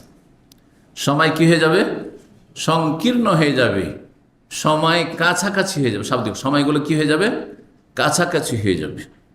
এর বিভিন্ন অর্থ ভাষ্যকারগণ বর্ণনা করেছেন, বেশ কয়েকটি অর্থ বর্ণনা করেছেন। তার মধ্যে একটি অর্থ আজকালকার জামানায় অনুভূত। অনুভূত বুঝেন, মানে আমরা অনুভব করছি সময় এত কাছাকাছি হয়ে গেছে যে সময় দ্রুত পার হয়ে চলে যাচ্ছে। এই তো কিছুদিন আগে 2024 বলছিলাম, কখন যে 2025 পার হয়ে গেছে দিশে পাচ্ছে না। এই রাত 12টায় 2026 বলবো, ঠিক না? কত তাড়াতাড়ি সময় পার হয়ে যাচ্ছে। এক সময় আমার ছোটকালের মানুষ হয়েছি, গ্রামের লোকেরা কৃষি কাজ করত, ফজরের আগে উঠে যেত, কারণ এসা পরে সাথে সাথে ঘুমিয়ে গেছি, এসা পরে ঘুমিয়ে গেছে। ফজর আগে তাহাজ্জুদে অনেক লোক উঠে যেত, তাহাজ্জুদ না উঠলে ফজর আগে উঠে বসে আছে। সকালবেলা ঘুমের কোনো কারবারই নেই। ফজর পড়ে, ফজরের সাথে ফজর নামাজ পড়ে মাঠে হাল লাঙ্গল নিয়ে চলে গেছে, হ্যাঁ, কৃষিকাজের জন্য।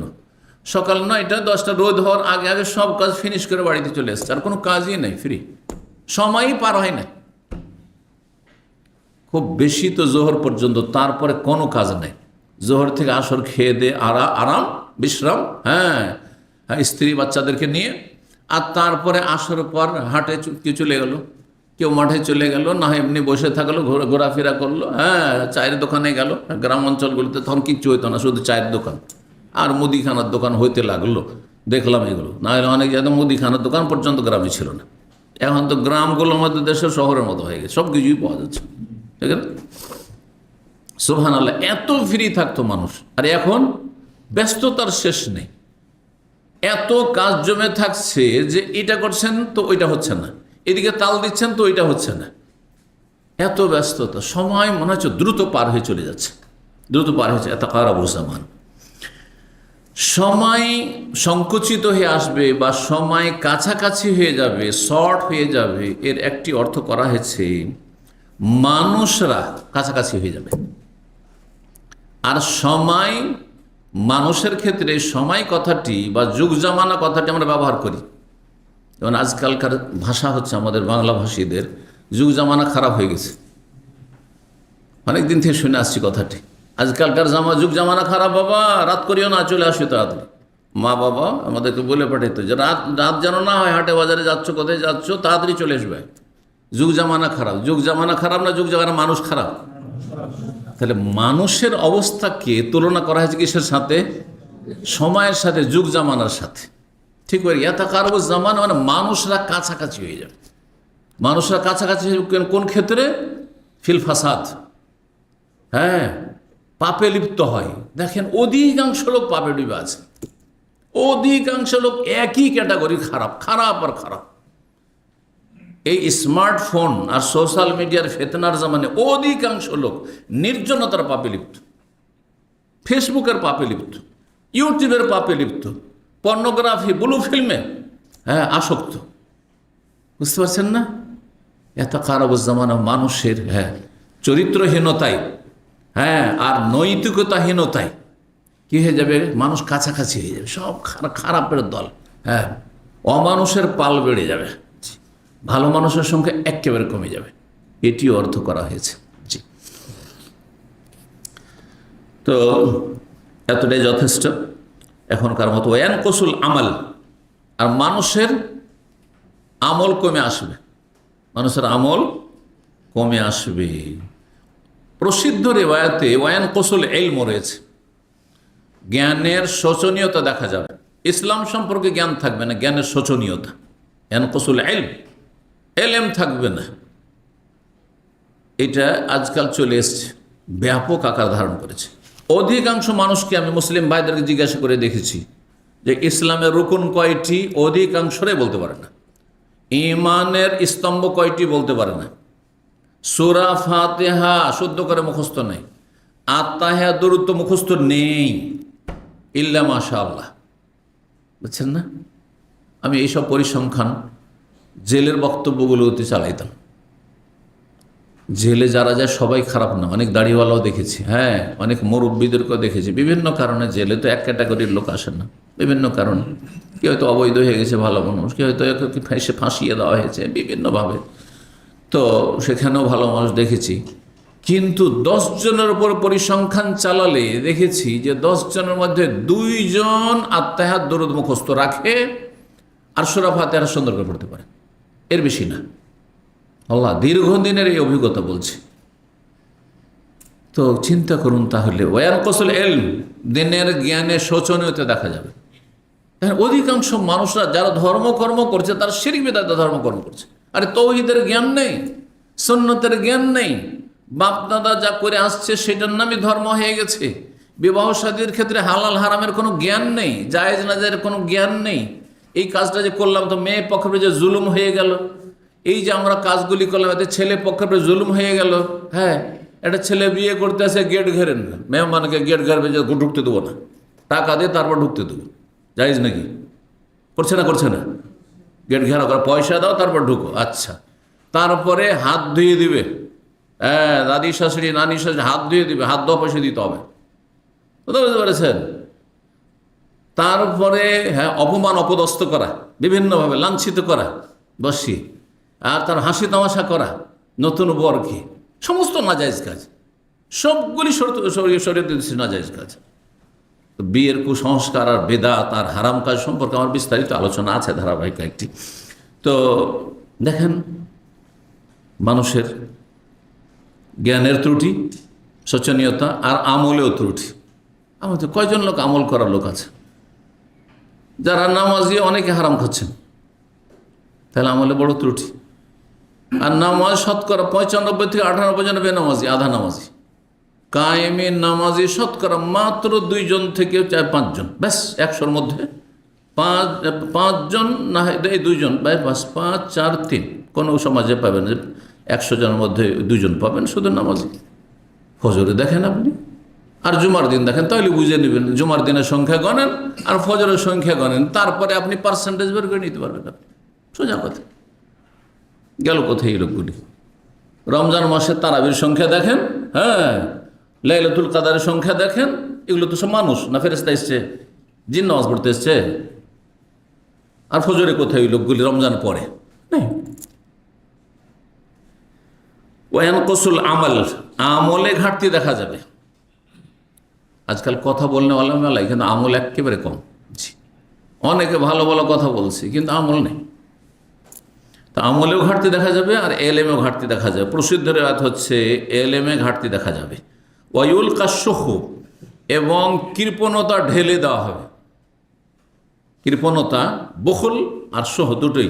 কৃপণতা, বখুল শুধু কৃপণতা, যে খরচ করতে হবে কিন্তু খরচ করছে না। সবচেয়ে বড় কৃপণতা হচ্ছে জাকাত আদায় না করা। আজকাল পয়সাওয়ালারা পাই করে জাকাত বের করে না, 1000 একজন পাবেন না আপনি যে একটা করে হিসাব করে জাকাত আদায় করে। 1000 একজন পাবেন না মুসলিম সমাজে। যে ফরজ আল্লাহর হকের ক্ষেত্রে, গরিবের হকের ক্ষেত্রে জাকাতে কৃপণতা করে। কৃপণ ওই ব্যক্তি যে স্ত্রীর, হ্যাঁ, ছেলে মেয়েদের ক্ষেত্রে অথবা বাপ মায়ের ক্ষেত্রে এগুলো ফরজ খরচ, যতটা প্রয়োজন ততটা খরচ করেন না, যতটা প্রয়োজন ততটা, সে কৃপণ। কৃপণ ওই ব্যক্তি নয় যেই ব্যক্তি ছেলে মেয়েদের জন্য কিছু রাখে আর বাপ মা করে, সে কৃপণ নয়। কিন্তু আর সোহ, বখুল আর সোহে পার্থক্য ওলামারা করেছেন যে কৃপণতা, যে যতটা খরচ করা প্রয়োজন তা করছেন না আপনি, সেটা জাকাত হোক, এমনকি সাদাকার ক্ষেত্রে হোক, আর যে সব আপনার ফরজ দায়িত্ব রয়েছে ব্যয় বহন, সেই ক্ষেত্রে যদি আপনি ঘাটতি করেন। কিন্তু সোহ হচ্ছে কৃপণতার সাথে লোভী হওয়া। কৃপণ তাহলে 2 রকম। কিছু কৃপণ আছে নিজের পয়সাতে খুব কৃপণ, কিন্তু অন্যের ক্ষেত্রে অত লোভী না।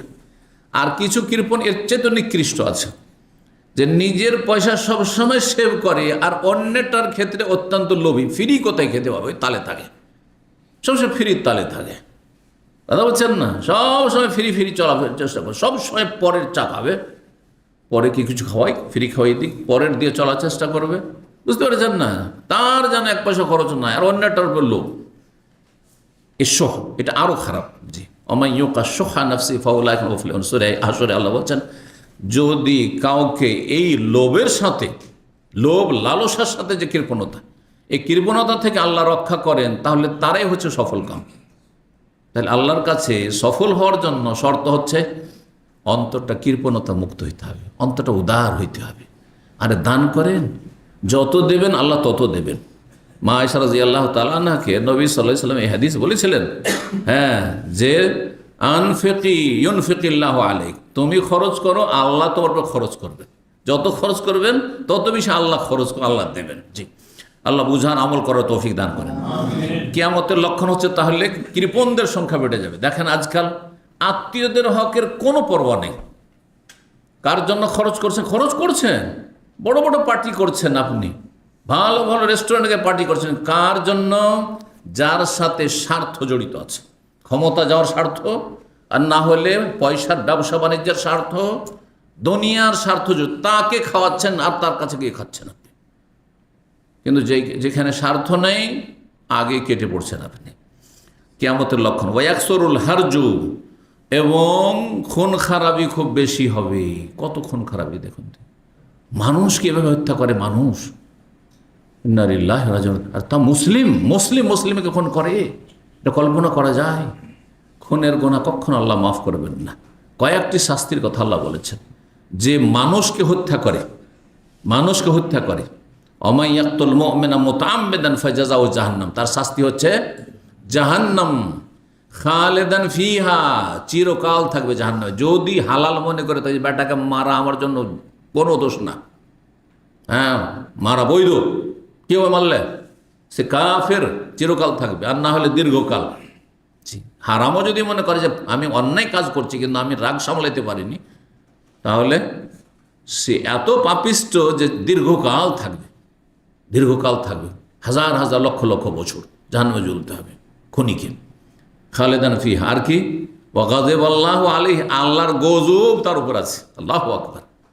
যতদিন বাঁচবে আল্লাহর গজব দুনিয়াতে, মরার পর কবরে আল্লাহর গজব, হাসর মাঠে আল্লাহর গজব, জি জাহান্নামে যাবে আল্লাহর গজব, আল্লাহর ক্রোধ, রাগ থামবে না আল্লাহর উপর।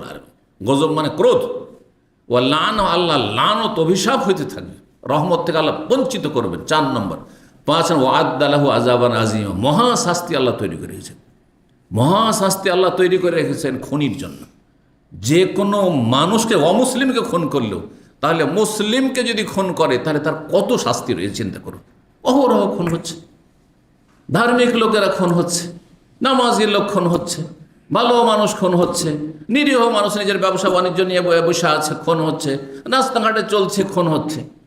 আল্লাহু আকবার, অকল্পনীয় হইছে। কিয়ামতের লক্ষণ চলে এসছে। হার্জ কথাটি সাহাবায়ে কেরামদের অনেকের জন্য একটু কঠিন শব্দ ছিল।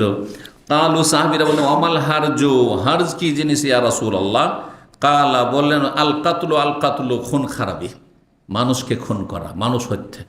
এখন এমনভাবে হত্যা করছি চিন্তাই করা যায় না, সামান্য স্বার্থে মানুষকে খুন করে দিচ্ছে, চাঁদাবাজি করতে গিয়ে যখন খুন করে দিচ্ছে, নিজের স্বার্থে একটু আঘাত লাগছে দিল খুন করে, নাউযুবিল্লাহ।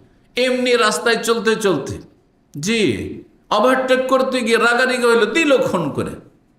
হচ্ছে সামান্য কথাতে খুন করছে। একটা খুনের ঘটনায় শুধু ছায়াতে গাড়ি রাখবে, কয়েক বছর আগের ঘটনা। হ্যাঁ, গরমের দিনে আর গাছ কম, তারপর তো গাছগুলো কেটে ফেলা হয়েছে। এর গাছের ছায়াতে গাড়ি রাখবে, ও বলছে আমি গাড়ি রাখবো, বলছে আমি গাড়ি রাখবো। এই যে মারামারি করতে দিল একজনকে খুন করে আরেকজন, নাউযুবিল্লাহ। আর আরেকজন খুন হয়ে গেল, কেসাস। জি, উচিত শাস্তি হলো। আলহামদুলিল্লাহ যে এই দেশে বিচার আছে, এই জন্য হ্যাঁ মানুষরা নিরাপদ আছে। জি, আল্লাহ রাব্বুল আলামিন বিচার যে দেশে নাই সেখানে কোনো শান্তি নেই। দেখেন, খুন হইতে কোনো বিচার নেই। একটা ঘটনা আর একটা ঘটনাকে ঢেকে নিচ্ছে। প্রথমে একটা ইস্যু হয়ে উঠলো, আর তারপর চাইতে বড় একটা ইস্যু করে দিল, দিয়ে তখন আগের টাকা ঢেকে দিল, ধামা চাপা দিয়ে দিল, আর কেউ খোঁজ খবর রাখে না। জি, ক্ষতি আছে। ফেতানুন ইউরাক্কিকু বাযুহা বাযান, হাদিসে এসছে এমন ফিতনার যুগ আসবে যে একটা ফিতনা, অশান্তি আর একটা অশান্তিকে ঢেকে নিবে। দেখেন, গত সপ্তাহের একটা ইস্যু ছিল, হ্যাঁ, পত্রপত্রিকার, হ্যাঁ, সোশ্যাল মিডিয়ার, আর তারপর আর একটা ইস্যু চলে আসলো। আগেরটা এখন মানুষ ভুলেই গেছে। 6 মাস 1 বছর আগে যে কেসগুলো ছিল ভুলেই গেছে মানুষ, ভুলে গেছে। আর কোনো বিচার হবে না, দুনিয়া তার বিচার হবে না, বিচার করবেও না এরা। জি, এ হচ্ছে অবস্থা। নাসারুল্লাহ সালামত আফিয়া, এগুলো কিয়ামতের লক্ষণ। কিয়ামত কাছে চলে এসেছে। 6038 নম্বর হাদিস। হাদিস বর্ণনা করছেন আনাস রাদিয়াল্লাহু তাআলা আনহু, তিনি বলেন খাদামতুন নবী 10 সিনিন, আমি নবী সাল্লাল্লাহু আলাইহি ওয়াসাল্লামের সেবা করেছি 10 বছর। ফামা কাল আলী, আমাকে কখনো বলেননি উফ, হে, বিরক্তিকর কোনো শব্দ বলেননি। অথচ নবী সাল্লাল্লাহু আলাইহি ওয়াসাল্লাম খাদেম, কি করলে এটা, বিরক্তি কখনো প্রকাশ করেননি। ওয়ালা লেমা সান্নাত, কখনো এই কথা বলেননি একটা কাজ আমি নিজে থেকে করে চলে এসেছি, কেন করলে, আর আমরা অহরহ এটা কেন, কেন হইল না। আপনি স্ত্রীকে চিন্তা করুন, আপনি এরকম বলেন কিনা, আপনার ছেলে মেয়েকে এরকম করেন কিনা, কি বাবার কেন পড়লে না, কেন এই কাজ করলে না, কেন করলে না, এটা নবী সাল্লাল্লাহু আলাইহি ওয়াসাল্লামের চরিত্র ছিল না। তাহলে বোঝা গেল যে এই যে কেন কেন প্রশ্ন করায়, এটা মানুষের চরিত্রকে নিচে নামিয়ে দেয়। আপনি এত বেশি কেন কেন কারণ শোকজ করতে আপনাকে না, এই ক্ষেত্রে কি করতে হবে, যেটাকে বলা উপেক্ষা করা। ভুল জানছেন কিন্তু এই ভুলগুলি সংশোধন হয়ে যাবে, এত বড় মেজর মানে ভুল না, বড় ধরনের ভুল না, তাহলে এগুলোকে উপেক্ষা করুন। আপনি জেনেও না জানার ভান করার নাম হচ্ছে ইগনোর করা, উপেক্ষা করা, দেখেও না দেখার মতো মনে করা। জি, অনেক সময় আমাদের দিনী ভাইদের মধ্যে কিছু ভুল ভাব দেখছি, আর প্রত্যেকটা ক্ষেত্রে যদি আমরা বলি না এটা আপনার ঠিক হয়নি, না এটা কেন করলেন আপনি, অসন্তুষ্ট হয়ে যাবে মানুষ, ঘৃণা ছড়াবে এর মাধ্যমে। না, ওই ক্ষেত্রে দেখেও বা জেনেও না জানার না দেখার ভান করতে হবে। জি, তো বলছেন আনাস যে কখন এই কথা বলেনি লেমা সানাতা, কেন এটা করলেন, ওয়ালা আল্লাহ সানাতা, করনি কেন, কোনো কাজ করতে পাঠিয়েছেন আর লেট হয়ে গেছে যায়নি, খেলাধুলা, বাচ্চা তো খেলাধুলা করতে গিয়ে লেট করে দিয়েছে, কি আবার করলে না কেন, দেরি কেন হইল, কখনো বলেননি কথা। 40 নম্বর অধ্যায়, বাবনী অধ্যায় হচ্ছে কাইফা ইয়াকুনু রাজুলু ফি আহলি, একজন পুরুষ মানুষ যখন পরিবারে থাকবে, স্ত্রী ছেলে মেয়ের সাথে থাকবে, তখন কি ধরনের আচার আচরণ থাকবে বা কি করবে। বাড়িতে আপনি কিছু করবেন না, শুধু বাইরের কাজ সামলে এসে নাকে তেল দিয়ে ঘুমাবেন, আর আপনি শুধু মোবাইল হাতে ধরে সব সময় ব্যস্ত, মোবাইল নিয়ে ব্যস্ত থাকবেন, বাড়িতে ঢুকলে মোবাইল নিয়ে ব্যস্ত হয়ে গেলেন। আজকালকার জামানায় 1999টা এরকম, কিন্তু বাড়িতে ঢুকলে না স্ত্রীর সাথে কথা, না ছেলে মেয়েদের সাথে একটু আদর স্নেহ কথাবার্তা, না তাদের সাথে সহযোগিতা করা, স্ত্রীর সাথে কোনো সহযোগিতা করা, না সাংসারিক কোনো কাজ করা, ঘরের কোনো কাজ করা, ব্যাস। বাইরেও আপনি ব্যস্ত যতক্ষণ আছেন, বাচ্চাদের থেকে দূরে, স্ত্রী থেকে দূরে, আর ঘরে এসেও আপনি দূরে থেকে গেলেন। তো 6039 নম্বর হাদিস মনে করছেন তাবেই আসওয়াদ রাহিমাহুল্লাহ তাআলা, তিনি বলছেন সাল তো আয়েশা, মা আয়েশা রাদিয়াল্লাহু তাআলা আনহাকে জিজ্ঞেস করলাম, পর্দার আড়াল থেকে এই তাবেইনগণ মা আয়েশা থেকে হাদিস শুনতেন। তো বলছেন মা আয়েশাকে জিজ্ঞেস করলাম একদিন, মা কানা নবী ইয়াসনাউ ফি আহলিহি, নবী সাল্লাল্লাহু আলাইহি ওয়াসাল্লাম যখন বাড়িতে থাকতেন পরিবারের কাছে, তখন কি করতেন। বাইরে তো আমরা জানছি মসজিদে থাকলে কি করেন, দিনের কথা বলেন, অথবা মানুষকে দিনের হেদায়েতের পথে অথবা ইবাদতবন্দি করছেন, কিন্তু বাড়িতে যখন থাকেন তখন কি করেন তিনি। কালাত কানা ফি মেহনাতে আহলিহি, মা আয়েশা বললেন যে তিনি পরিবারের কাজে ব্যস্ত থাকতেন, পারিবারিক কাজে। তাহলে স্ত্রী যা করেছে ওইখানে আপনি একটু সহযোগিতা করলেন আপনি, জি, এটা ভালো জিনিস। আপনি যদি আপনি কিছুই না করেন, ধরেন আপনার এখনও কাজ কাম কিচেনের বাকি আছে, পাক শাক চলছে, সামান্য কিছু এসে যদি আপনি বলে কিছু করে দিতে পারবো, হ্যাঁ এই তাহলে এগুলো ধুয়ে দিই, এই যে করতে হবে এগুলো, থালা বাটিগুলো আমি রেডি করি, অথবা আমি দস্তরখানটা রেডি করি, তো অসুবিধার কি না। সব কিছুতে অপেক্ষা, পাক শাকের অপেক্ষা, আবার রেডি করার অপেক্ষা, তারপরে আবার দস্তরখান বিছানোর অপেক্ষা, সব যখন রেডি হবে তখন মোবাইলটা রেখে তখন আসবে, মোবাইল সাথে নিয়েই খাবেন আপনি। এই হচ্ছে বর্তমান অবস্থা। না, নবী সাল্লাল্লাহু আলাইহি ওয়াসাল্লাম পরিবারের কাজে ব্যস্ত থাকতেন। কানা ফি মেহনাতে আহলিহি, ফায়দা, এই যে মেহনা থেকেই আজকালকার পেশাতে কামাতে কি লেখা আছে, মেহনা, মেহনা মানে হচ্ছে পেশা। জি, ফায়দা হাজারাতে সলাতো, কিন্তু যখনই সলাতের সময় হয়ে যেত, আজান হয়ে গেছে, কামা ইলা সলাত, তখন সলাতের জন্য দাঁড়িয়ে পড়তেন, প্রস্তুত হয়ে যেতেন। এখানেই আজকের আলোচনা শেষ করি। ওয়া জাযাকুমুল্লাহু খাইরান। কতক্ষণ হয়েছে, একটু বাকি, আর একটু তাহলে এগিয়ে নিই। 41 নম্বর অধ্যায় বলছেন বাবুন আল মেকাতু মিনাল্লাহি তাআলা, অসন্তুষ্টি আল্লাহর পক্ষ থেকে, অসন্তুষ্টি। আল্লাহ কখনো কখনো বান্দার পাপের কারণে অবাধ্যতার কারণে, গুনহার কারণে নারাজ হয়ে যান। 6040 নম্বর হাদিস বর্ণনা করছেন আবু হুরায়রা রাদিয়াল্লাহু তাআলা আনহু। তিনি বলছেন, নবী সাল্লাল্লাহু আলাইহি ওয়াসাল্লাম বলে, ইজা আহাব্বাল্লাহুল আবদা, বান্দাকে যখন আল্লাহ ভালোবাসেন, আপনাকে আমাকে যখন আল্লাহ ভালোবাসেন, তখন কি করেন? নাদা জিবরাইল আলাইহিস সালাম ডাক দেন। তার আগে আল্লাহ ডাক দিয়েছেন জিবরাইল আলাইহিস সালামকে, এখানে হাদিসটি সংক্ষেপ করা হয়েছে। জিবরাইল আলাইহিস সালাম তখন অন্য ফেরেশতাদের মাঝে ডাক দেন, বোঝা গেছে? আর তারপরে সমস্ত ফেরেশতারা ওই মানুষকে ভালোবাসতে লাগে। আর দুনিয়াতে তখন মানুষের অন্তরে আল্লাহ ভালোবাসা ঢেলে দেন, মানুষও তখন ভালো মানুষরা ভালো মানুষকে ভালোবাসে। দেখেন, ভালো মানুষকে খারাপ মানুষ ভালোবাসবে না, আর তারা কোনো মাপকাঠিও না। খারাপ মানুষ যদি 1000 জন থাকে আর ভালো মানুষ যদি একজন থাকে, একজনের ভালোবাসা আপনার কাছে 1000-এর চাইতে বেশি ওজনসই, এটা মনে রাখতে হবে। কোনো মূল্য রাখে না পাপিষ্টদের ভালোবাসা, না শত্রুতা বিদ্বেষ, কোনো মূল্য রাখে না, এই জন্য পরোয়া করতে হবে না। হ্যাঁ, যে সবার ভালোবাসা হাসিল করতে, সে কখনো ভালো মানুষ হইতে পারবে না। সবাই ভালোবাসবে ধার্মিক লোককে, এই জন্য সবার ভালোবাসা নিতে হবে না, ভালো মানুষের ভালোবাসা নিতে হবে। ভালো মানুষের ভালোবাসা অন্তরকে জয় করতে হবে, এটি আল্লাহর পক্ষ থেকে। জিবরাইল আলাইহিস সালাম ডাক দেন, ইন্নাল্লাহ ইউহিব্বু ফুলান, আল্লাহ অমুককে ভালোবাসেন, ফায়ুহিব্বাহু, সুতরাং তাকে তোমরা ভালোবাসো। ফায়ুহিব্বু, জিবরাইল আলাইহিস সালাম ভালোবাসেন। এখানে নাদা আহাব্বাল্লাহুল আবদা নাদা জিবরিলা, ঠিক আছে, জিবরাইল আলাইহিস সালামকে, এটা মফুল, জিবরাইল আল্লাহ ডাক দেন, দিয়ে বলেন যে আল্লাহ ভালোবাসেন অমুককে, সুতরাং হে জিবরাইল তুমিও ভালোবাসো। হাদিস ঠিক আছে পুরোটাই। ফায়ুহিব্বু জিবরিল, তারপরে জিবরাইল সালাম ভালোবাসতে লাগেন। ফায়ুনাদি জিবরিল ফি আহলিস, তারপরে জিবরাইল আলাইহিস সালাম ডাক দেন আকাশবাসীর মাঝে। আকাশবাসী কারা? ফেরেশতাদের মাঝে। ফেরেশতাদের সবাইকে ডাক দেন আল্লাহর হুকুমে। আল্লাহ বলেন যে ফেরেশতাদের ডেকে তুমি ঘোষণা করে দাও, ইন্নাল্লাহু ইউহিব্বু ফুলান, নিশ্চয় আল্লাহ অমুককে ভালোবাসেন, ফাহিব্বু, তোমরাও ভালোবাসো।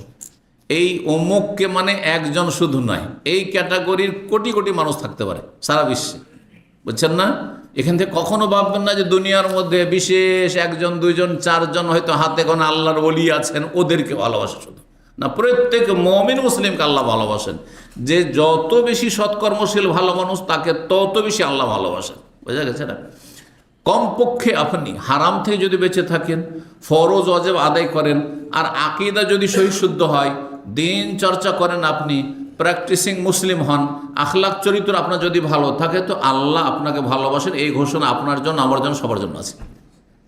আর এটা পরীক্ষিত বাস্তব, যে আপনার গ্রামে যদি আপনার আখলাক চরিত্রের ব্যাড রেপোর্ট না থাকে, ছোট থেকে দেখে আসছে, যারা মুরব্বীরাও দেখেছেন আর নতুন প্রজন্ম তারাও দেখছে যে এই লোকটির কোনোদিন কোনো দোষ ত্রুটির কথা, খারাপ চরিত্রের কথা শোনেনি, ভালোবাসবে না গ্রামের লোকেরা?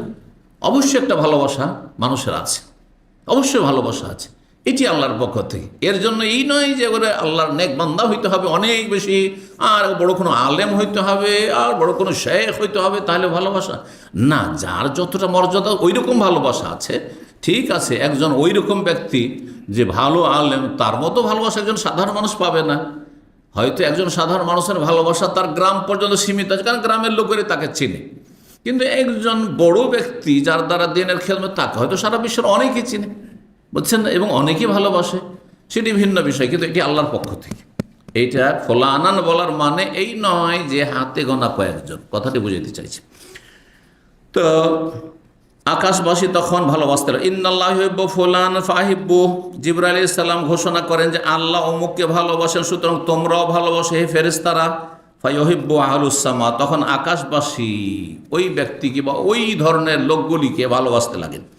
সুম্মা ইউদাউ লাহুল কাবুল ও ফিল আহলিল আরদে, তারপরে তার জনপ্রিয়তা আল্লাহ ঢেলে দেন, অবধারিত করে দেন কোথায়? ফি আহলিল আরদ, জমিনবাসীর মাঝে, যারা জমিনে বসবাস করে, মানুষ এবং জিন। শুধু মানুষ বাস করে না, জিনও ভালো বাস করে। এই জন্য দেখেন, জিনেরা ভালো মানুষকে ভালোবাসে। জিনেরা মানে কোন জিনেরা? মুমিন মুসলিম জিন। যেমন বেদাতি আমাকে খারাপ মনে করে না, বেদাতি মানুষরা, তো বেদাতি জিন আছে আমাকে অবশ্যই খারাপ মনে করবে, কিন্তু কোরআন সুন্নাহর অনুসারী ধার্মিক জিনেরা অবশ্যই আমাকে ভালোবাসবে, এতে কোনো সন্দেহ নেই, এতে কোনো সন্দেহ নেই। আপনি যদি সহি আকীদার হন, আপনি যদি 5 ওয়াক্তের নামাজি হন, আপনি যদি চরিত্রবান হন, তাহলে মুমিন জিন আপনাকে ভালোবাসে। এই জন্য দেখা যায় যে যারা কাবিরা গুনাহগুলোতে বেঁচে থাকে, বিভিন্ন পাপ থেকে বেঁচে থাকে, জিনের কষ্ট থাকে না তাদের জীবনে। হ্যাঁ, জিনের কোনো উপদ্রব থাকে না, জিন শয়তান তাদের কোনো ক্ষতি করতে পারে না, কোনো ক্ষতি করতে পারে না। অথচ বেদাতি জিন মেলা আছে, নাস্তিক জিন মেলা আছে, কাফের মুশরিক জিন মেলা আছে, ইহুদি হিন্দু খ্রিস্টান জিন মেলা আছে, কিন্তু ক্ষতি করতে পারে না। কারণ আপনার আমার জন্য আল্লাহ প্রোটেকশনের ব্যবস্থা রেখেছে, আল্লাহ ডিফেন্সের ব্যবস্থা রেখেছে। ভালো মানুষ আপনার সাথে আছে, ভালো জিনরা আপনার সাথে আছে, আর আল্লাহর ফেরেশতাদের আল্লাহ নিযুক্ত রেখেছেন হেফাজতের জন্য, যার ফলে কোনো ক্ষতি করতে পারে না। যত বেশি যারা শিরক বেদাতে লিপ্ত তাদেরকে শয়তান বেশি জ্বালাতন করে। বাস্তব এই যে সেহের জাদু এই হয়েছে, সে হয়ে গেছে, দোয়া তাবিজ করে দিয়েছে, আর থাকতে পারেন না, এইগুলো দেখেন বেদাতের মধ্যে বেশি, বেনামাজিদের মধ্যে বেশি, বেআমল পাপীদের মধ্যে বেশি রয়েছে। তো এখানে আজকের আলোচনা শেষ করে দিই। জাযাকুমুল্লাহু খাইরান। সুবহান রাব্বিকা রাব্বিল ইজ্জাতি আম্মা ইয়াসিফুন ওয়া সালামুন আলাল মুরসালিন ওয়াল হামদুলিল্লাহি রাব্বিল আলামিন।